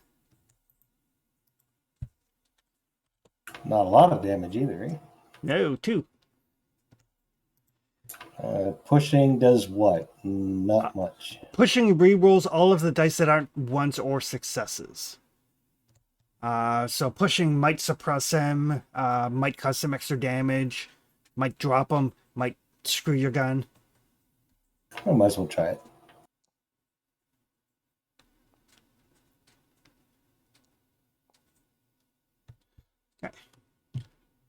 So he does get, so with that bullet, so here's your options. You could hit him a second time for another 2 damage. So 2 hits of 2, or you could do 1 hit of 3, which would be a crit, and he'll be suppressed.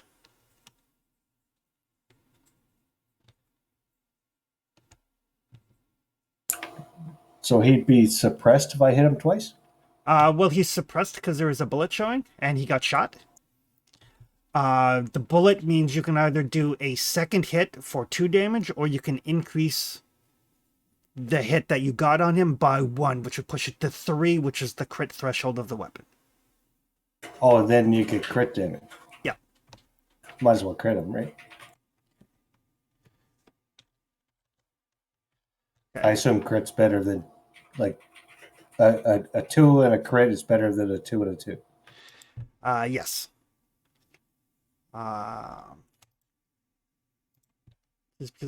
So yeah, you severed his tendons. Ooh.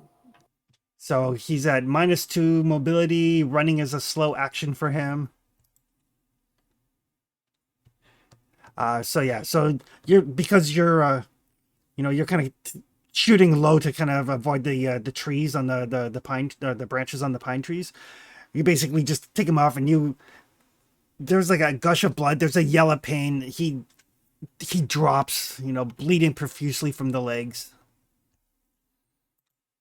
I mean, a bullet to the ankle must suck. But that is enough to take him up, because these guys are low enough on the totem pole that a single crit will take them out of the fight. Wow, I mean, a lot of stuff happened there. Yeah, it really did. So off in the distance, after as the echoing rings of the gunfire kind of die down, off in the distance, kind of in a northwesterly direction, the direction the guy that was rabbiting was starting to run, you can hear shouts.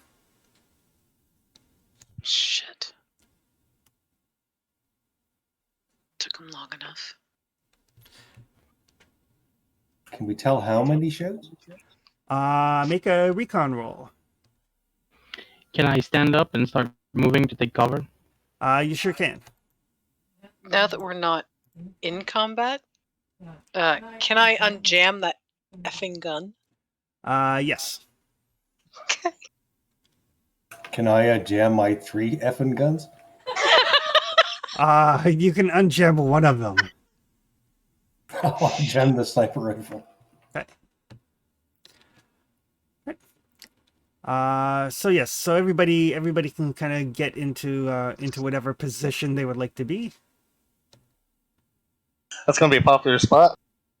Apparently. I'm happy where I'm at. I'm fairly happy where I am too, but it doesn't give them much support. So, he moved down to where I was going to go. The shouts are coming from the north? Kind of the northwest. All right, well.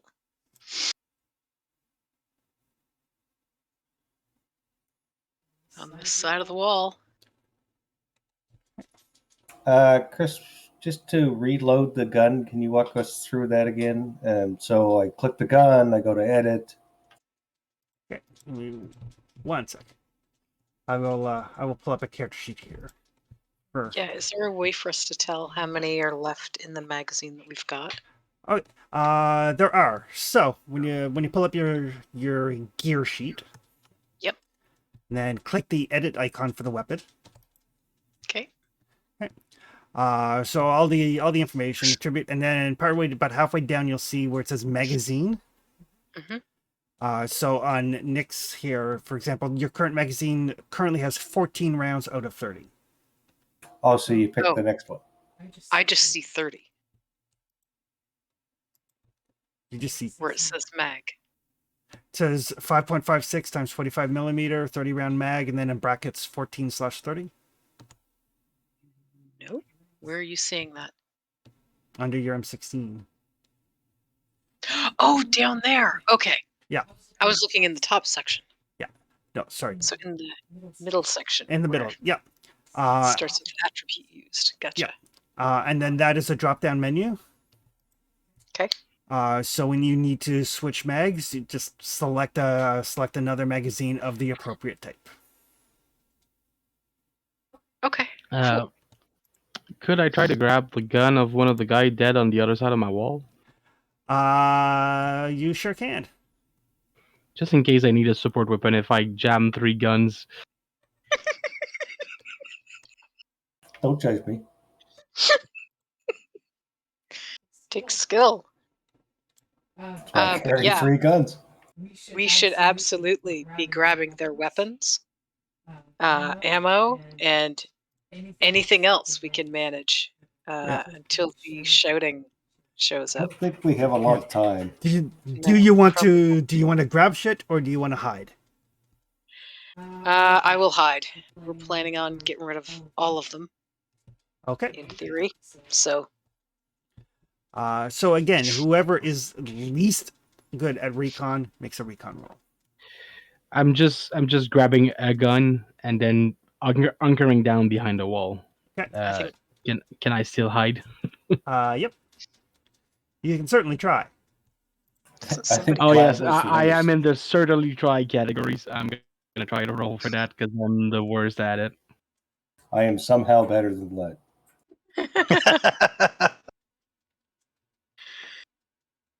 What happened? Oh, Vlad.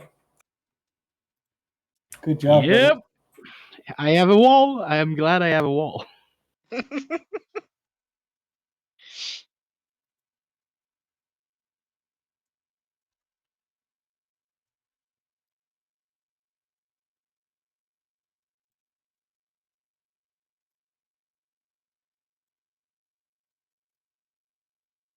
We are spending so much ammo.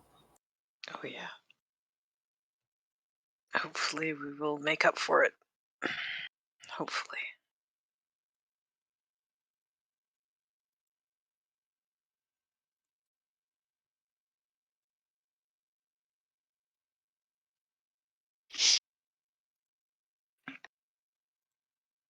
Because if we don't make up for it, that's really going to suck.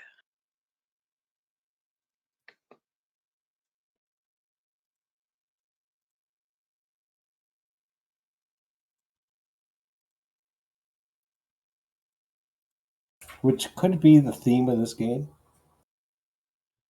All right. So I will need everybody to roll initiative because you guys did not win that ambush check.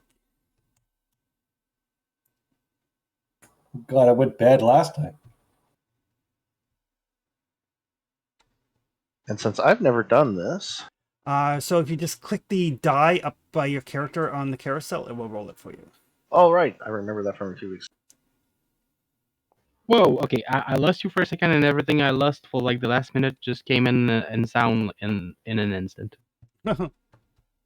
So we're doing what now? Initiative. Oh.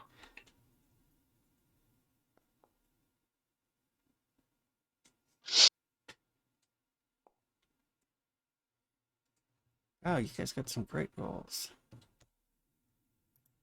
That's good. Right? Low's good, right? Low is good. The low is good, but the Marauders get the automatic lowest initiatives. Damn it.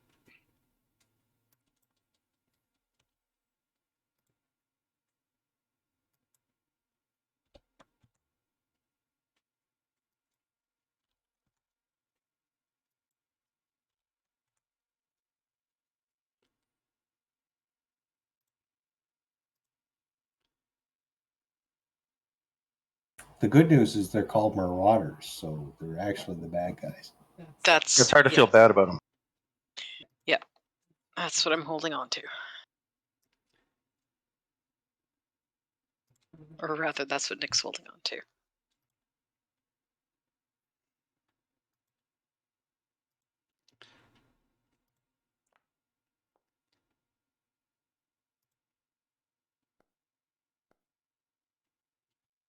All right.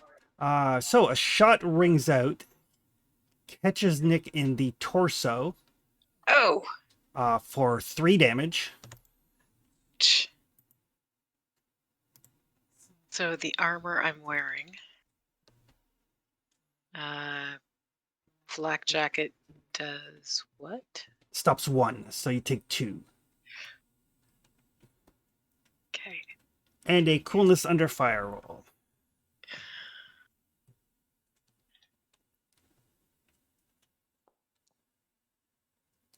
Okay, you are not suppressed. Nope, just hurt.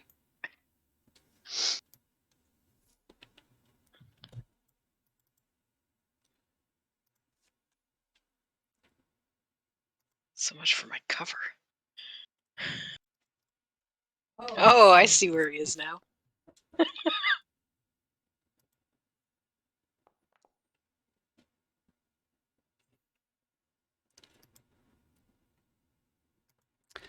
So yeah, it appears as though they spotted you guys moving around. And adjusted accordingly. And adjusted Oh. accordingly. Shit. Oh, Anita, you're in a bad spot. I'm in a very bad spot.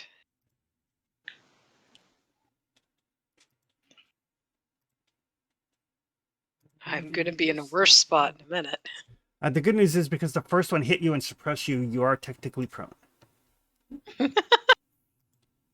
The gun I took from the guy prone was an AK. Yep. That is another hit to your torso for another 2 damage. Oh, shit. The flak jacket still stops 1, though? It was 3, drops to 2. Oh, I'm taking another 2. Yes. Okay, I've got 1 hit point left. What happens when I don't? Then you're incapacitated by pain and you cannot do anything until somebody gets you on your feet. Okay. That's not good.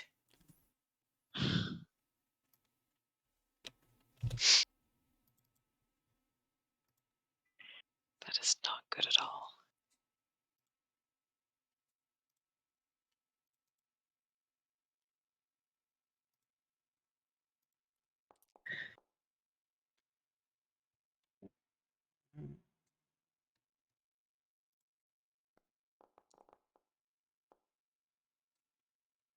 And that is going to hit Bradley in the head. Oh no. For Oh, shit. for 3 damage. I do have a helmet, so that's 2. That is 2, and you get to make a coolness under fire check.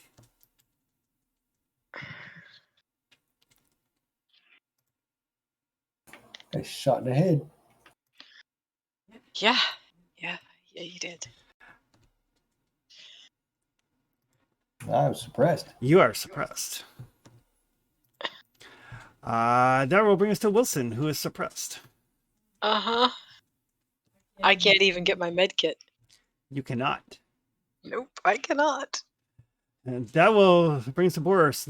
Shots ring out from the far side of this little enclave. Oh, Lord Jesus. Nick dropped. Yeah, you saw Nick drop. You see Bradley keeping his head down. I am way far away. You are way far away. The non-snipers are way far away. With one hand grenade and a regular rifle with low fast range. But he's sneaky. God, I hope so. So I can move forward without having to make any rolls, right? Yes, if you spend your entire turn moving, you can clear 4. Can I hop this fence? You actually have to go around it unless you make a mobility check. Oh, what do you do? Don't lose that cover. I can't help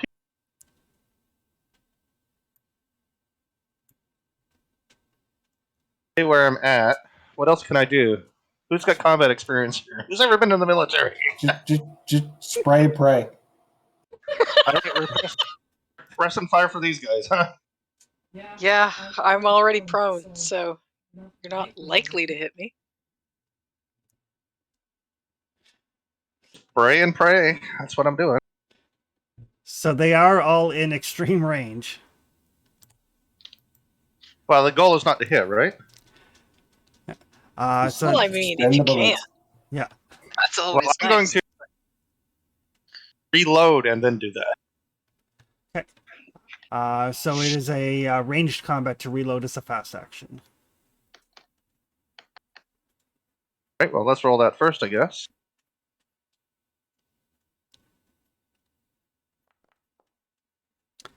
So it is going to take your slow action to reload. And my fast actions to what's my options? Not much, huh? Not a lot with the fast action. All right. Well, I'll just sit here. They don't know I'm here yet, I guess. Drop prone would be lovely. Sure. I'll drop prone so they can't see me. Okay. If you up at the top right, if you click on the journal entries, the open book, you'll see player's manual. Open that, Oh, okay. and then under combat and damage, they have slow and fast actions. Spectacular. Thank you very much. Welcome. Bradley, you're like, oh shit. I am suppressed. Vladimir. The one who shot Bradley is this one. Yes. Okay, he's just at long range from me, so I'm gonna go on the revenge door. Okay. So that will be is he at long or is he still within medium? He's at long. He's at 20 from me. My gun's range is 10, so. Okay. So short range is 10, medium is 20. So he's just within 20. So he is just within medium range, which is -1, and then -1 for the trees. So -2 total. -2 total.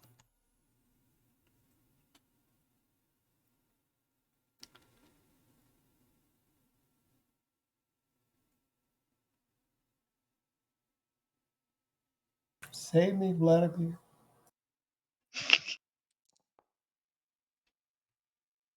Oh, they shot. That is a hit. So you'll notice with the sniper rifle, the damage is 3 and the crit threshold is 3, which means a hit that gets through armor, like if a hit through armor does 3 or more, it's going to be a crit. So that is a crit that guy drops. Great. Is there any place I can be that has a bit of cover from those guys? You've got a little bit of cover from the trees. Basically, there's a -1. The biggest thing is the fact that, I mean, they're using like bolt action hunting rifles, so range is a thing. Back up.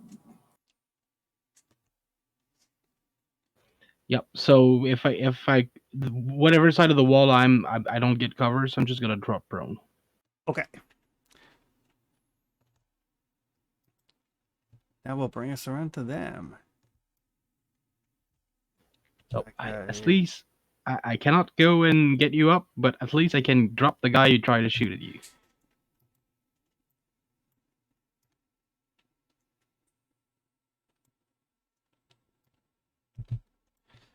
So yeah, they're starting to head into the trees, realizing that they're you hear them yell rushing. Vladimir, you understand that they yell out sniper and they make for the tree line using their fast and slow actions. That will take us to Sergeant Wilson.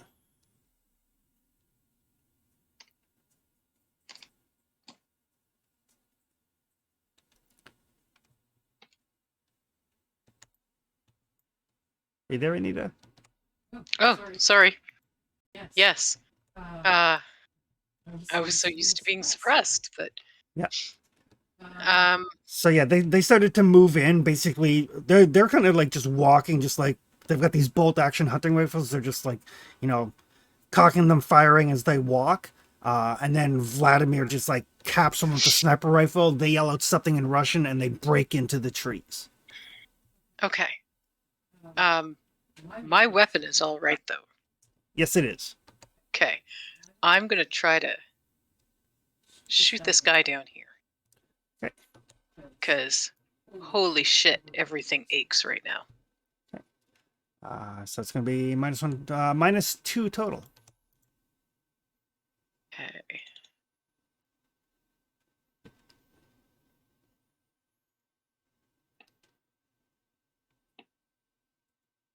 And that's taking my rifleman into account. -1 total. Oh, excellent. Okay. I'm going to use 3 bullets. And hopefully actually accomplish something.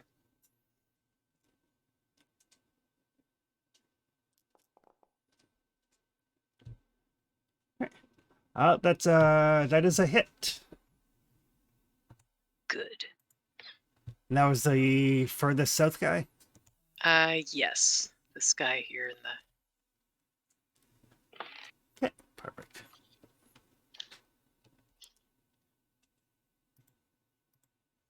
Oh, I went too far. Boris. I am still prone. Okay. I've reloaded, and I'm doing some suppressing fire. Okay. Let's just make sure I reloaded, because last time I tried to shoot, I only had 1 bullet left.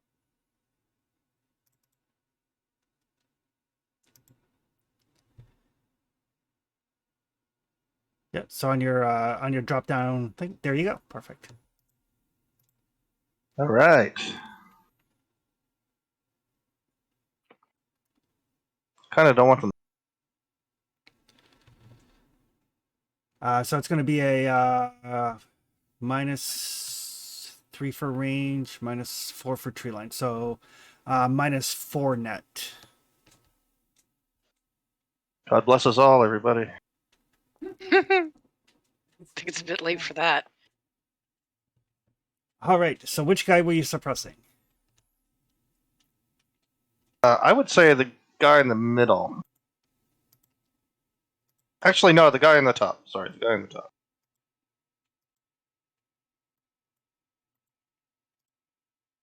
He seems like he has the best shot at it. Okay. Perfect. So you put down some bullets. He like ducks into the trees. That will take us to Bradley. All right.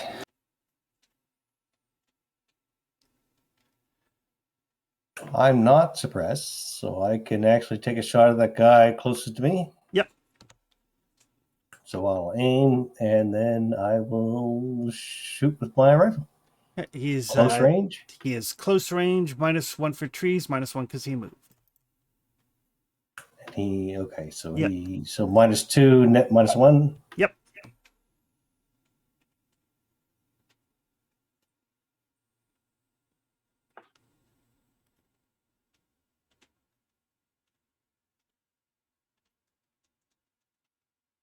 So in theory, if I say net -2 and then sniper, that should fix it. Yep, it does. It should. Yep.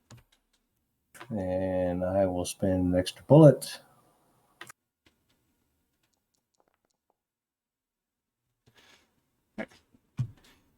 Good God. So I could push, right? You can. Might as well jam another weapon.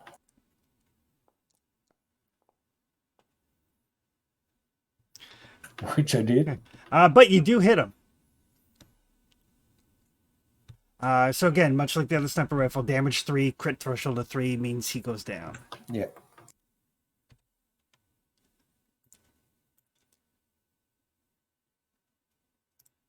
That will take us to Vladimir. Okay.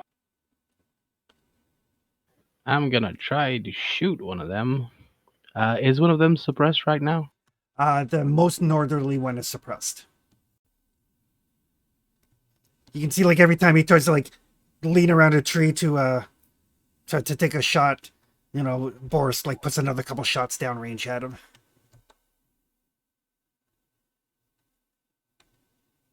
Okay, so he is also at medium range from me. Yep. So -1 for trees, -1 for range, -1 because he moved. All right, moving give you a bonus. Yep.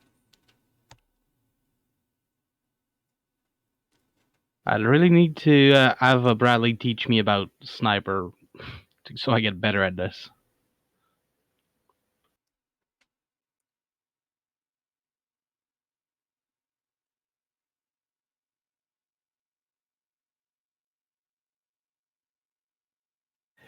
That's a talent you can learn, I think. It is, yes.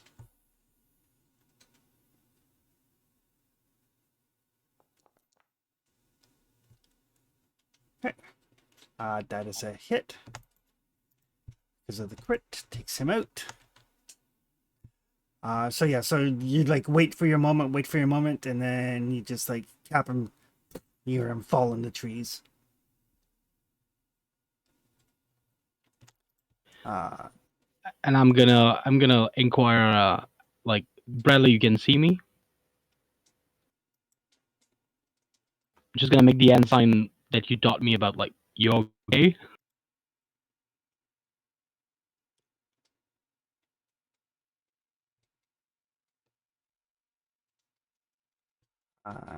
Takes us around to the Marauder, who is depressed.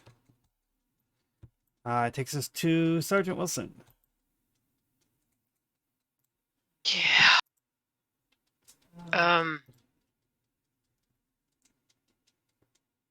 I'm going to try to shoot at that one.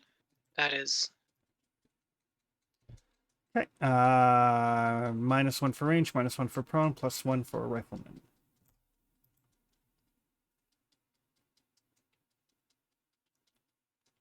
so I'm at a -1. Yes. Okay. We're so trained to be terrified of negatives that every shot is a negative in this game. That is a hit. Because you got a bullet on the ammo, you can either do 2 hits of 2 damage each, or 1 hit of 3 damage each, which is the crit threshold for your weapon. I'm guessing the crit threshold is better. In this case, yes, because a single crit takes these guys out. Okay.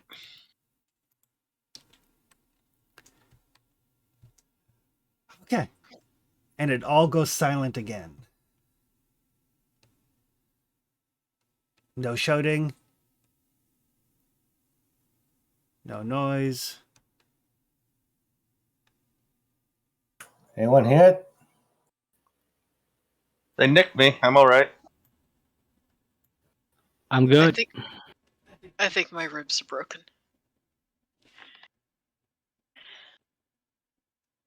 They dinged me out the forehead.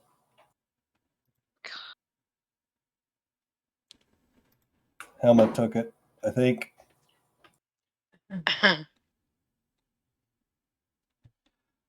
Right. So just 1 sec. Nick got hit twice. Yes. Okay. Reduce your torso armor by 1. Oh shit. Bradley got hit. Your helmet is still intact. Okay. Nobody else got hit, right? It only had an armor of 1. Yep. I got hit in the chest. For 1 point. Okay. Your armor is still fine.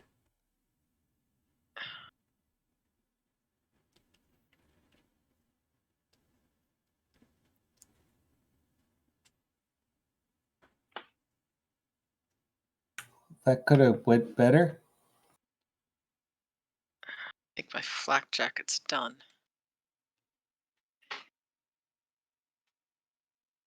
Ow! I'm gonna get to my feet. Well, I'm gonna get to my knees first and look around. Make sure. Stay that way for a minute. Make sure, bullets don't go whizzing by. Yeah, I'm gonna investigate these guys, make sure they're dead. Yeah. And I mean make sure they're dead. Yeah. They are basically they are out of the fight.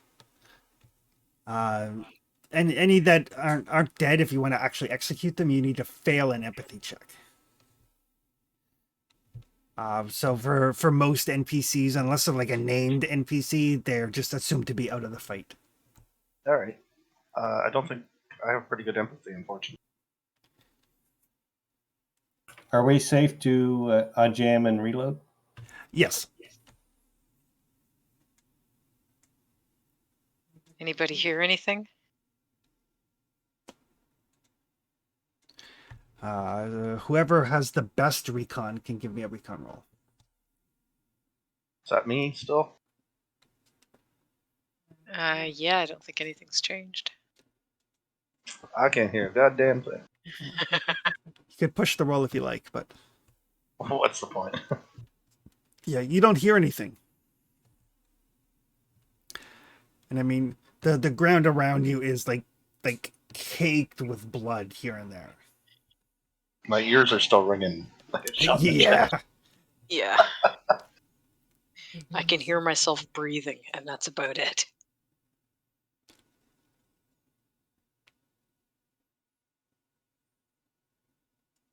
Anybody see anything?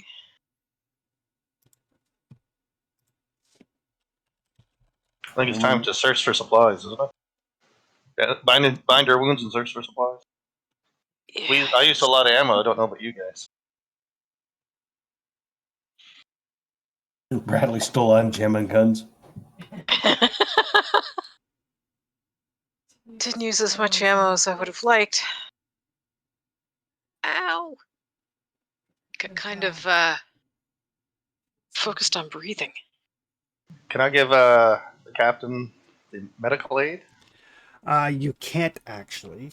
Healing health heals with time. Medical aid is like if she had dropped, you could have made a roll to get her back on her feet.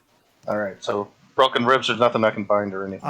But most importantly, anybody who took damage who does not receive medical aid runs a risk of infection.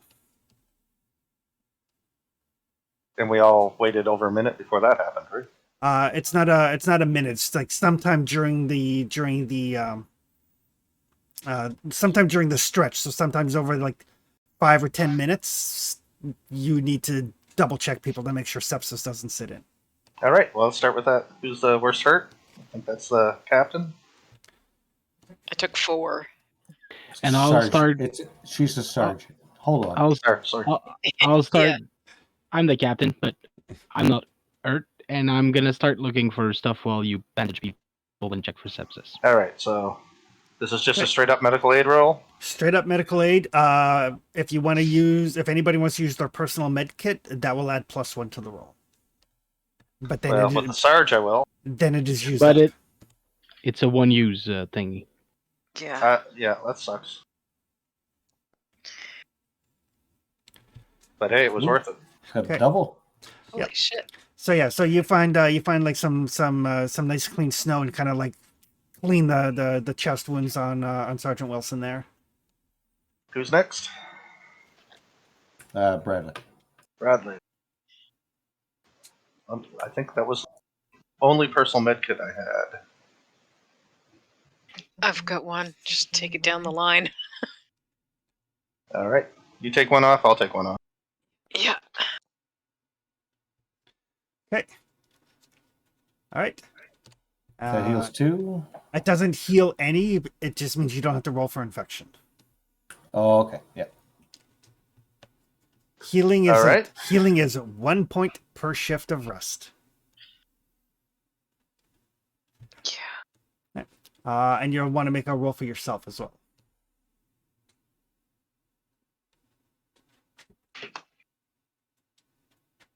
Well, that sucks. I might have been. That's okay. I'm not hurt that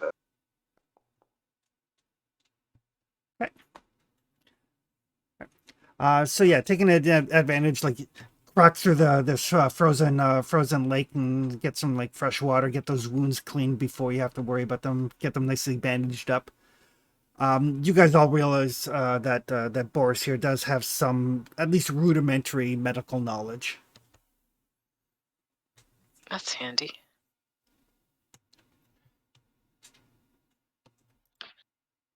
Especially since that was my only med kit. You used mine Ow. yesterday. Yeah. Oh. Alright. Let's see what we can find. See if we can track these guys back to where they came from.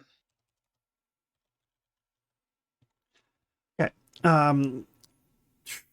So as you take a look around, Vladimir, as you're taking a look, since while everybody's getting kind of bandaged up.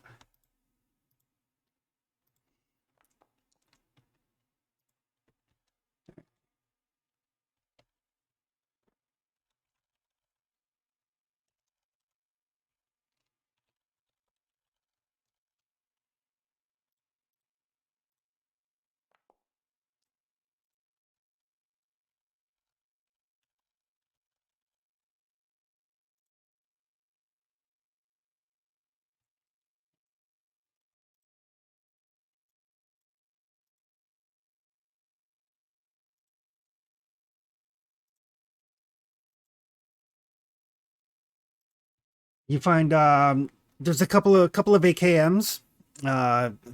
They look like they've seen some use. There's the incoming groups look like it might have been a hunting group or something. They just had bolt action rifles, but so there are 4 AKMs, 4 bolt action rifles. You know, a couple of magazines for each by the time you put all the bullets together. You also find that because these guys were kind of like out here watching, they did actually have some food and some water on them. Oh my god. Oh, yeah. Thank you. So what I'll do, under the journal tab now, you guys should have access to a loot list. Yep. So basically, as you guys find things or whatever, I can add to it. You guys can add to it, whichever. So that's what you find in this immediate area, like without tracking them back to where they might be encamped or anything. Good. I have 1 AKM on me because of the one I picked up in the fight. Okay. Who's not injured? Vlad, you're I'm fine? Yes, I'm fine. We kind of need to find their encampment. Yeah. Absolutely. We can't afford to let them... If there's any of them left, we can't afford to let them trace us back to the camp that we've got. So... And anything that they have, we're likely going to need. Yeah, I think going with Boris is the only way. At this point, absolutely. So I will get somebody can give me a survival check. I think Vlad's is higher than mine. Can I help? Yes. Excellent. So assistance gives a +1.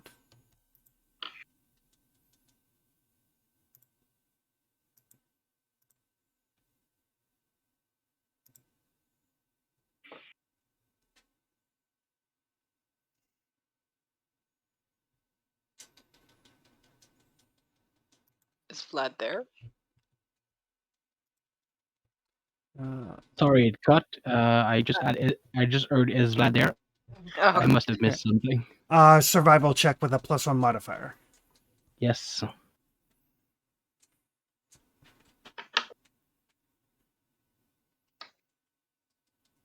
Is it scrounging? No, this is to track these folks back to their encampment. Okay, good.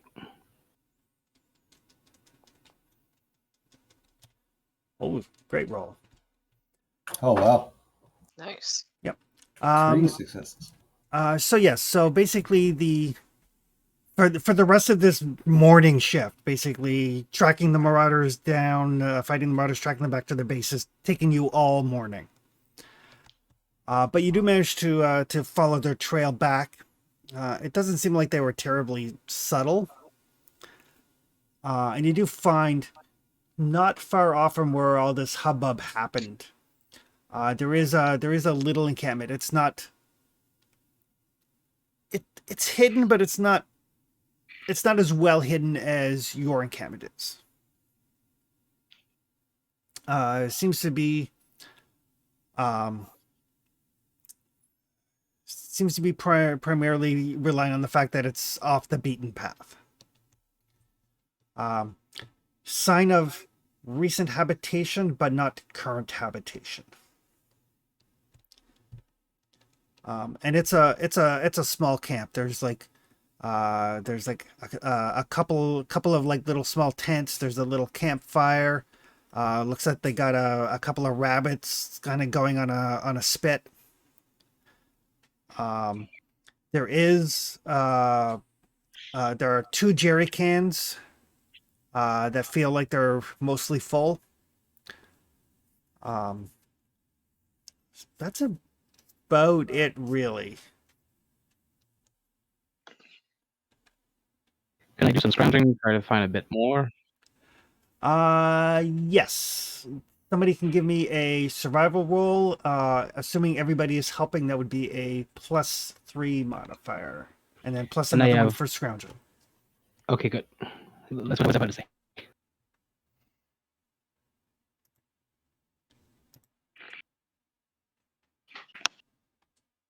I've got the list open.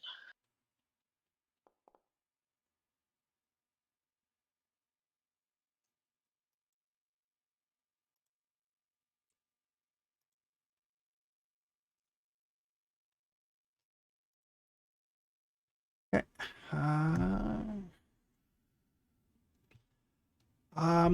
You find odds and sods, nothing that looks like it's really worth anything, other than the basically each of the rabbits counts as one food. And you do find a still usable frying pan, which will add +1 to survival for anybody who is cooking.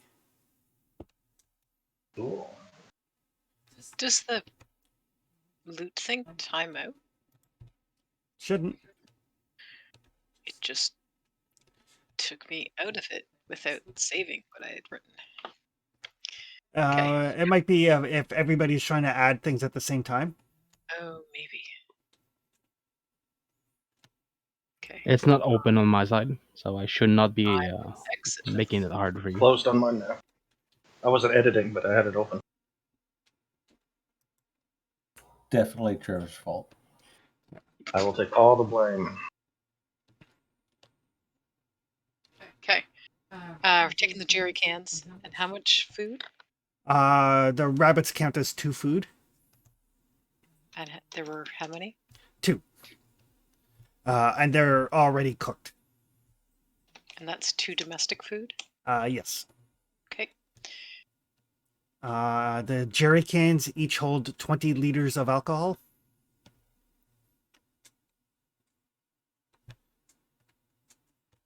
Okay. Basically, they're basically like 5-gallon jerry cans. And they're both full. Okay. And then there's like a pretty decent quality like cast iron frying pan.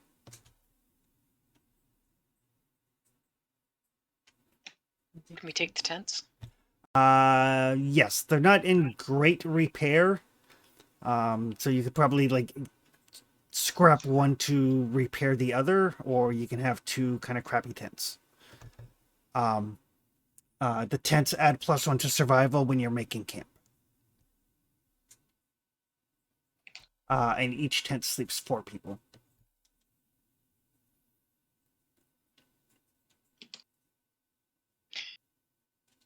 Okay.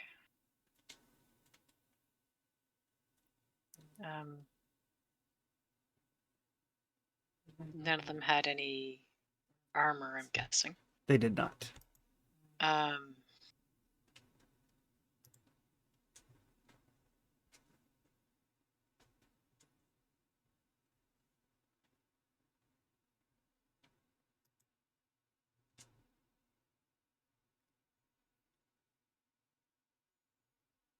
Did they have winter clothes?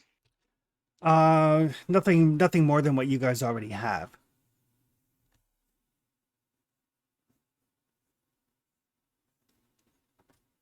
I mean, we'll take more anyway, right? Yeah, fuck these guys. We might pick up stragglers. I mean, if Yeah. stragglers come by, then they need clothes, and Yeah, we're taking their coats and we're taking their boots.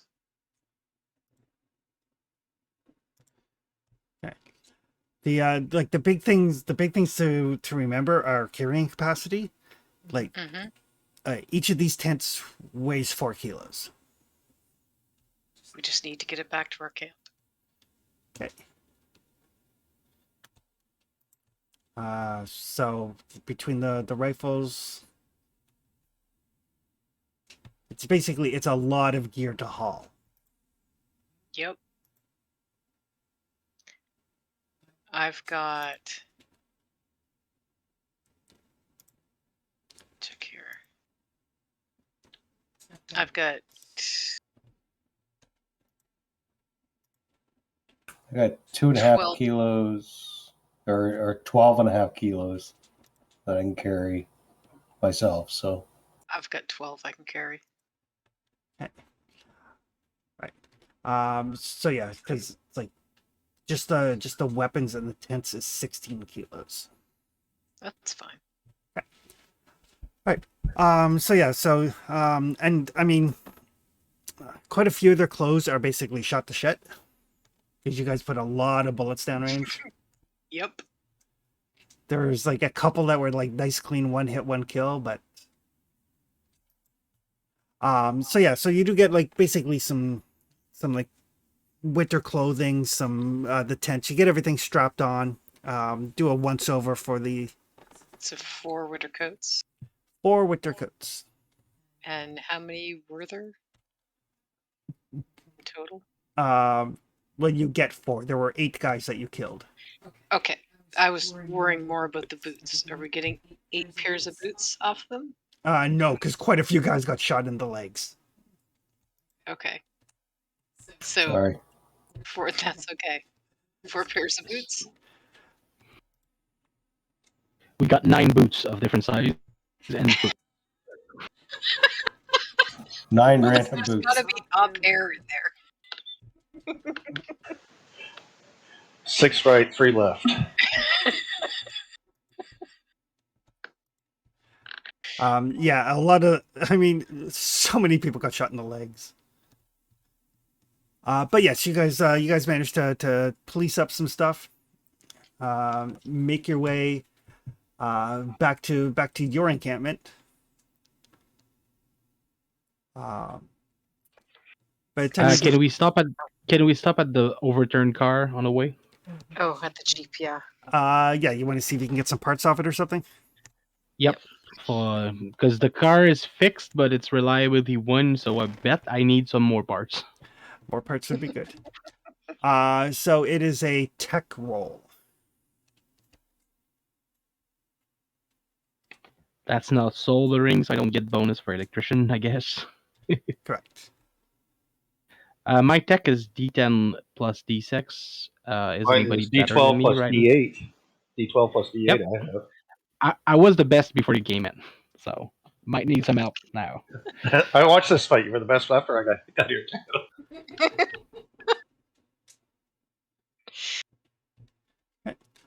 So yeah. Alright, so you do manage to pull 2 vehicle parts off of this scrap. That's good. Yep. Yep, should help us fix the car when we get back. Excellent.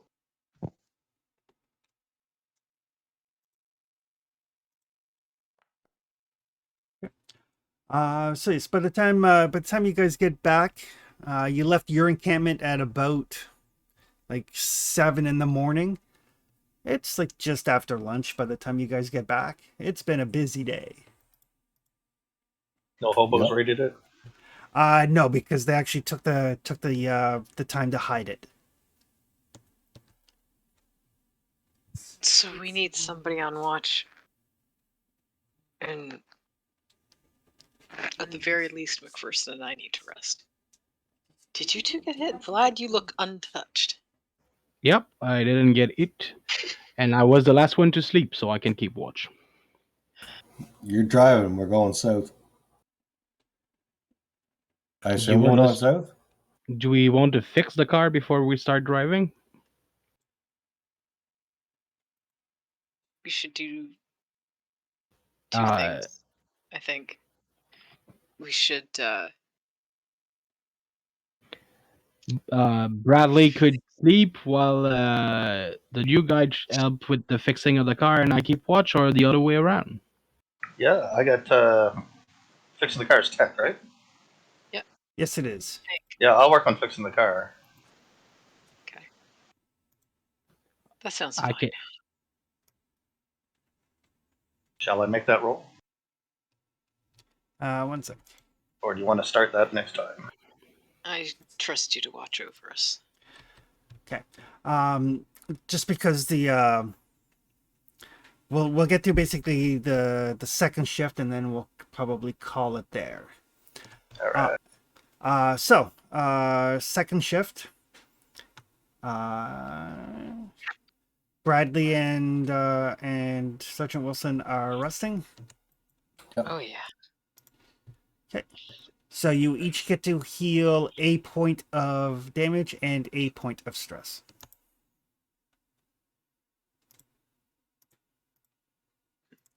Yay.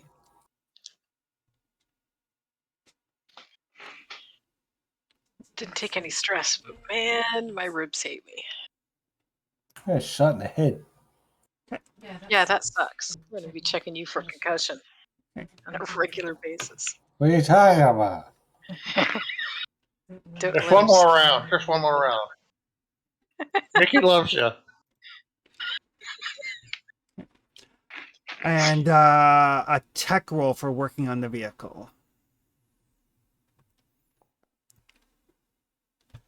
All right, so that uses up both parts, but brings your Jeep up to a reliability of 3. Nicely done. Nice. Very good. When you two wake up, we're ready to leave, and I will sleep in the car when we do. Yeah, I'll be sleeping in the car too, because Alright. I got stuff to recover. Okay, are you filling up your Jeep? You have almost enough fuel to bring it to full capacity. I say we put one in and we keep the other one in case somebody shoot at us again or some stupid thing like that, and we have gas in hand to start another Yeah. car or something. I think so, yeah. Or if this breaks down completely. I think though combining the two sets of tents, or the two tents into one Actual tent. actual tent, pulls from this one. So breaking one down into components and repairing the other one will take another shift. So you'll probably have to do that tomorrow. That's fine. We're just making plans for it at this point. When you guys wake up, it is like 8 o'clock in the evening.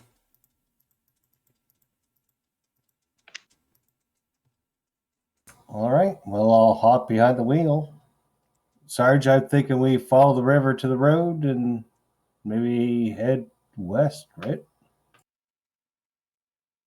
West will get us farther from the Soviet front, at least last we heard. So yeah, I think that's probably our best bet.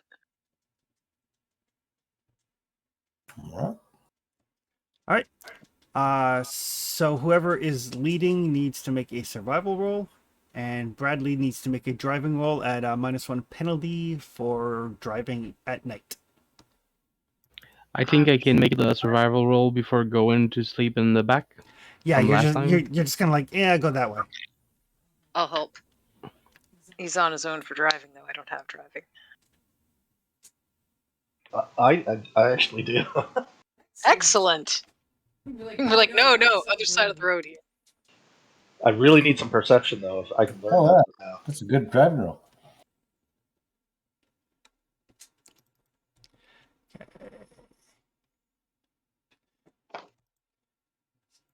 So how far south would you like to go? How far south can we get? The Jeep has a travel speed of 10 hexes per shift. So we can get down to the road that leads to Kepno? Yeah, you can easily get to that road that leads to Kepno. That sounds fine with me, right? Like, not go into Kepno, but get close. Outside is We good. could cross the river and keep going north. We don't want to go north. We want to go west. Oh right, sorry. West is good. So maybe cross country north of Kepno. That would Yeah, take us. if we can park up here, that'd be good. Okay. All right. So you do need to make another driving roll because you're basically going off road, kind of once you get north of Kepno. We're not in a big hurry, right? No. That is a -2 driving, -1 because it's dark, and -1 because you're starting to get into forested terrain. No problem.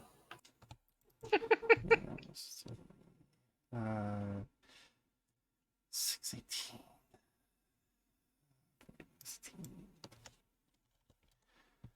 Okay.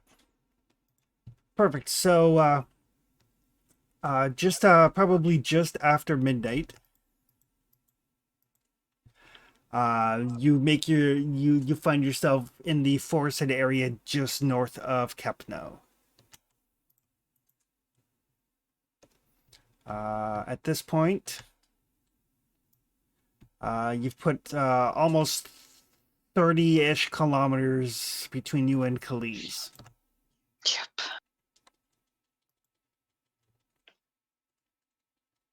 So for the final shift, the late night shift before we call game, what would people like to do? I'd like to. I guess we're gonna stay here for a while. Should I make camp? I think we should pull over, make camp, hide it.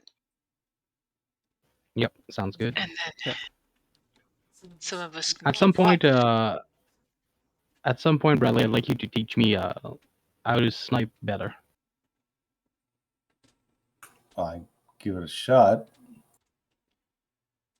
Okay. With the sniper talent.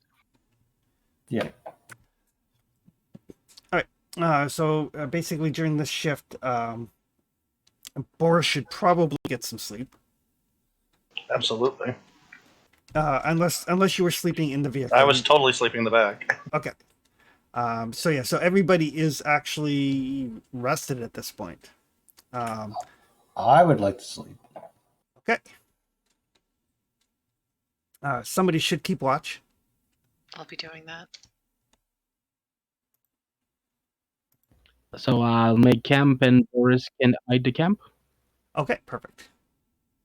So you get a +1 to your survival to make camp because you have tents. And recon to hide it. I also have quartermaster, so that's a +2. Yep, and Nice. and a recon roll to hide it.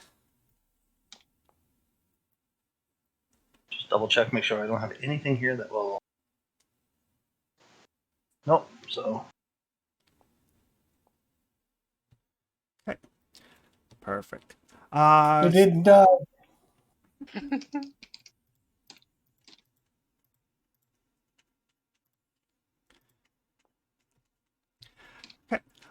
So yes, so as it rolls around to Saturday the April 17th, you guys are probably about a good 30 kilometers south of Calais, having dealt with some marauders, gotten enough fuel for your Jeep, got some stuff that's probably good for trade if you can find anybody to trade it with. Little bit of food and water to keep you going for another day or so. And that's where we will call this particular session. That was a very exciting session.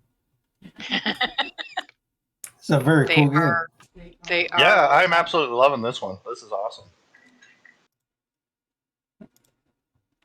So once again, for XP, since Trevor wasn't here last time, we're going to go through the questions again. So for every question you say yes to, you get 1 XP. Okay. Did you participate in the game session? Yes. Did you follow your moral code despite significant risk to yourself or your group? Think so? Yeah, my moral code is to keep my people safe. Everybody lived. Polish patriotism?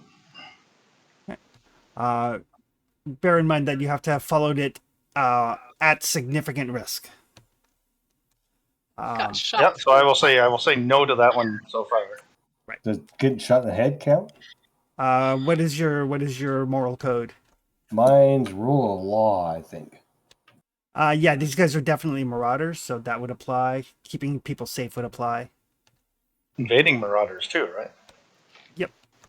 All right, I'm calling that Polish patriotism. Okay. Did you risk or sacrifice something significant to realize your big dream? My big dream is getting to Canada, so I lived another day to try getting farther west, but that's about it. My big dream is sovereign Poland, and I killed some more Russian marauders. They weren't Russian. No. Were they Polish? Yes. Oh. Well, in that case, I'm not counting that as moral code then either, so I got 1 so far. I don't think I did. Did you travel through at least 1 hex on the travel map? Sure Yes. did, Uh, yeah. did you overcome 1 or more dangerous events using violent or non-violent means? Oh yeah. I would say so, yeah.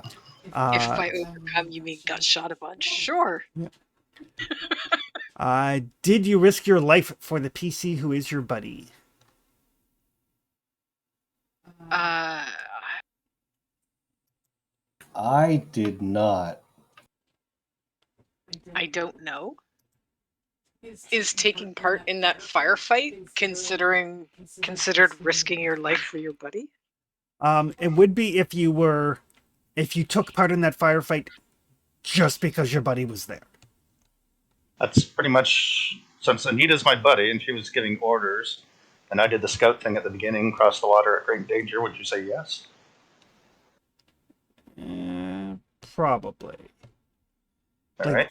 Like everybody else kind of had a bone in this fight. Like they're like, we need fuel, whatever. They're marauders. Like everybody else had a reason to go other than my buddy's going. Yeah, Yes. I had no reason to go there. So that's your XP total. Buying a new specialty is 10, but you need somebody to train you in it. Either a PC or an NPC. And getting train's gonna probably take a quarter at least. So yes, after a shift, the teacher has to make a persuasion roll. If they fail, you don't learn anything, but you do keep the XP, and you can try again. That's a relief at least. Yep. 'Cause eventually, I'd like to learn the sniper talent. So yeah, eventually. What about skills? Skills, to get a new skill at level D costs 5. All right. To go from a D to a C costs 10. To go from a C to a B is 15. And to go from a B to an A is 20. I wish I could have said yes to one more answer because I really want that persuasion. Yeah.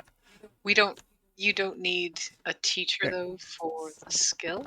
You do And not. you can spend XP only when you sleep. No, with skills, the trick to a skill is you must have used it to raise a skill level or to gain a new skill level at D. You must have used the skill and succeeded at least once since the last time you bumped it. Oh, Okay. so next game I need to try to use medical aid, or I'm not going to be of any use in that skill. Gotcha. As an alternate, you can be instructed for one shift by a teacher with a higher skill level than you have. All right. So, like, because Boris has some degree of medical training, he can teach you up to, like, level D. Cool. And somebody would have persuasion Eventually- to teach me up to level D. I don't have persuasion, I don't which is a think... pity. I've got psyops, which gives me a bonus, but Yeah, I got that too, and a couple other things that rely on persuasion. So I got to get that up there. It's just when I rolled some of the recon stuff, it looked really, really cool. So I wanted to make sure I had recon. Oddly enough, I think your spoiled yacht boy might be the only one with persuasion. Okay. which I actually need him to have for him to be able to teach me something, which is great. I do have persuasion. I'll probably ask Boris also to help me to hide my accent with the linguist talent. At some point, not looking Russian might be crucial. Yeah, that might be a good idea. yeah, that might be handy at some point. And for those of you who made coolness under fire rolls and succeeded, you have a chance to increase your coolness under fire. Oh, how do we do that? Oh, I did actually. I think I did. I didn't have any stress on me, so Yeah. No, you did make a roll because he tried to suppress you. I made the roll. I'm trying to remember if I passed it. Yeah. Well, your coolness under fire is already A, so you're okay there. Okay. But Bradley, you can roll your coolness under fire die. Ooh. It does not go up. Oh Ooh. no! Roll the base die for your coolness under fire. If the result is a 1, increase at 1 step. A 10 doesn't do that? No, a 1 does. Oh, only a 1. Okay. Yep. But each time your coolness under fire goes up during game, there's a chance your empathy goes down. Okay. But there we go. So that thus ends our second actual play session. Spectacular. Can it go lower than D6? Oh, yes, it can. No, it can't. There's a F after the D. Oh no! All right. This game is really, really fun. Very, very, very much enjoyed this one. Yeah, it's nerve wracking. Oh yeah. Everything is terrible. It's great. It's terrifying. Yes. Alrighty. So we will see everybody next week for game 3. See you next week, Yeah. guys. All right. See you next week. Bye-bye. See ya. Perfect. Have a good night, guys. Thanks for the game, everyone. Thank you.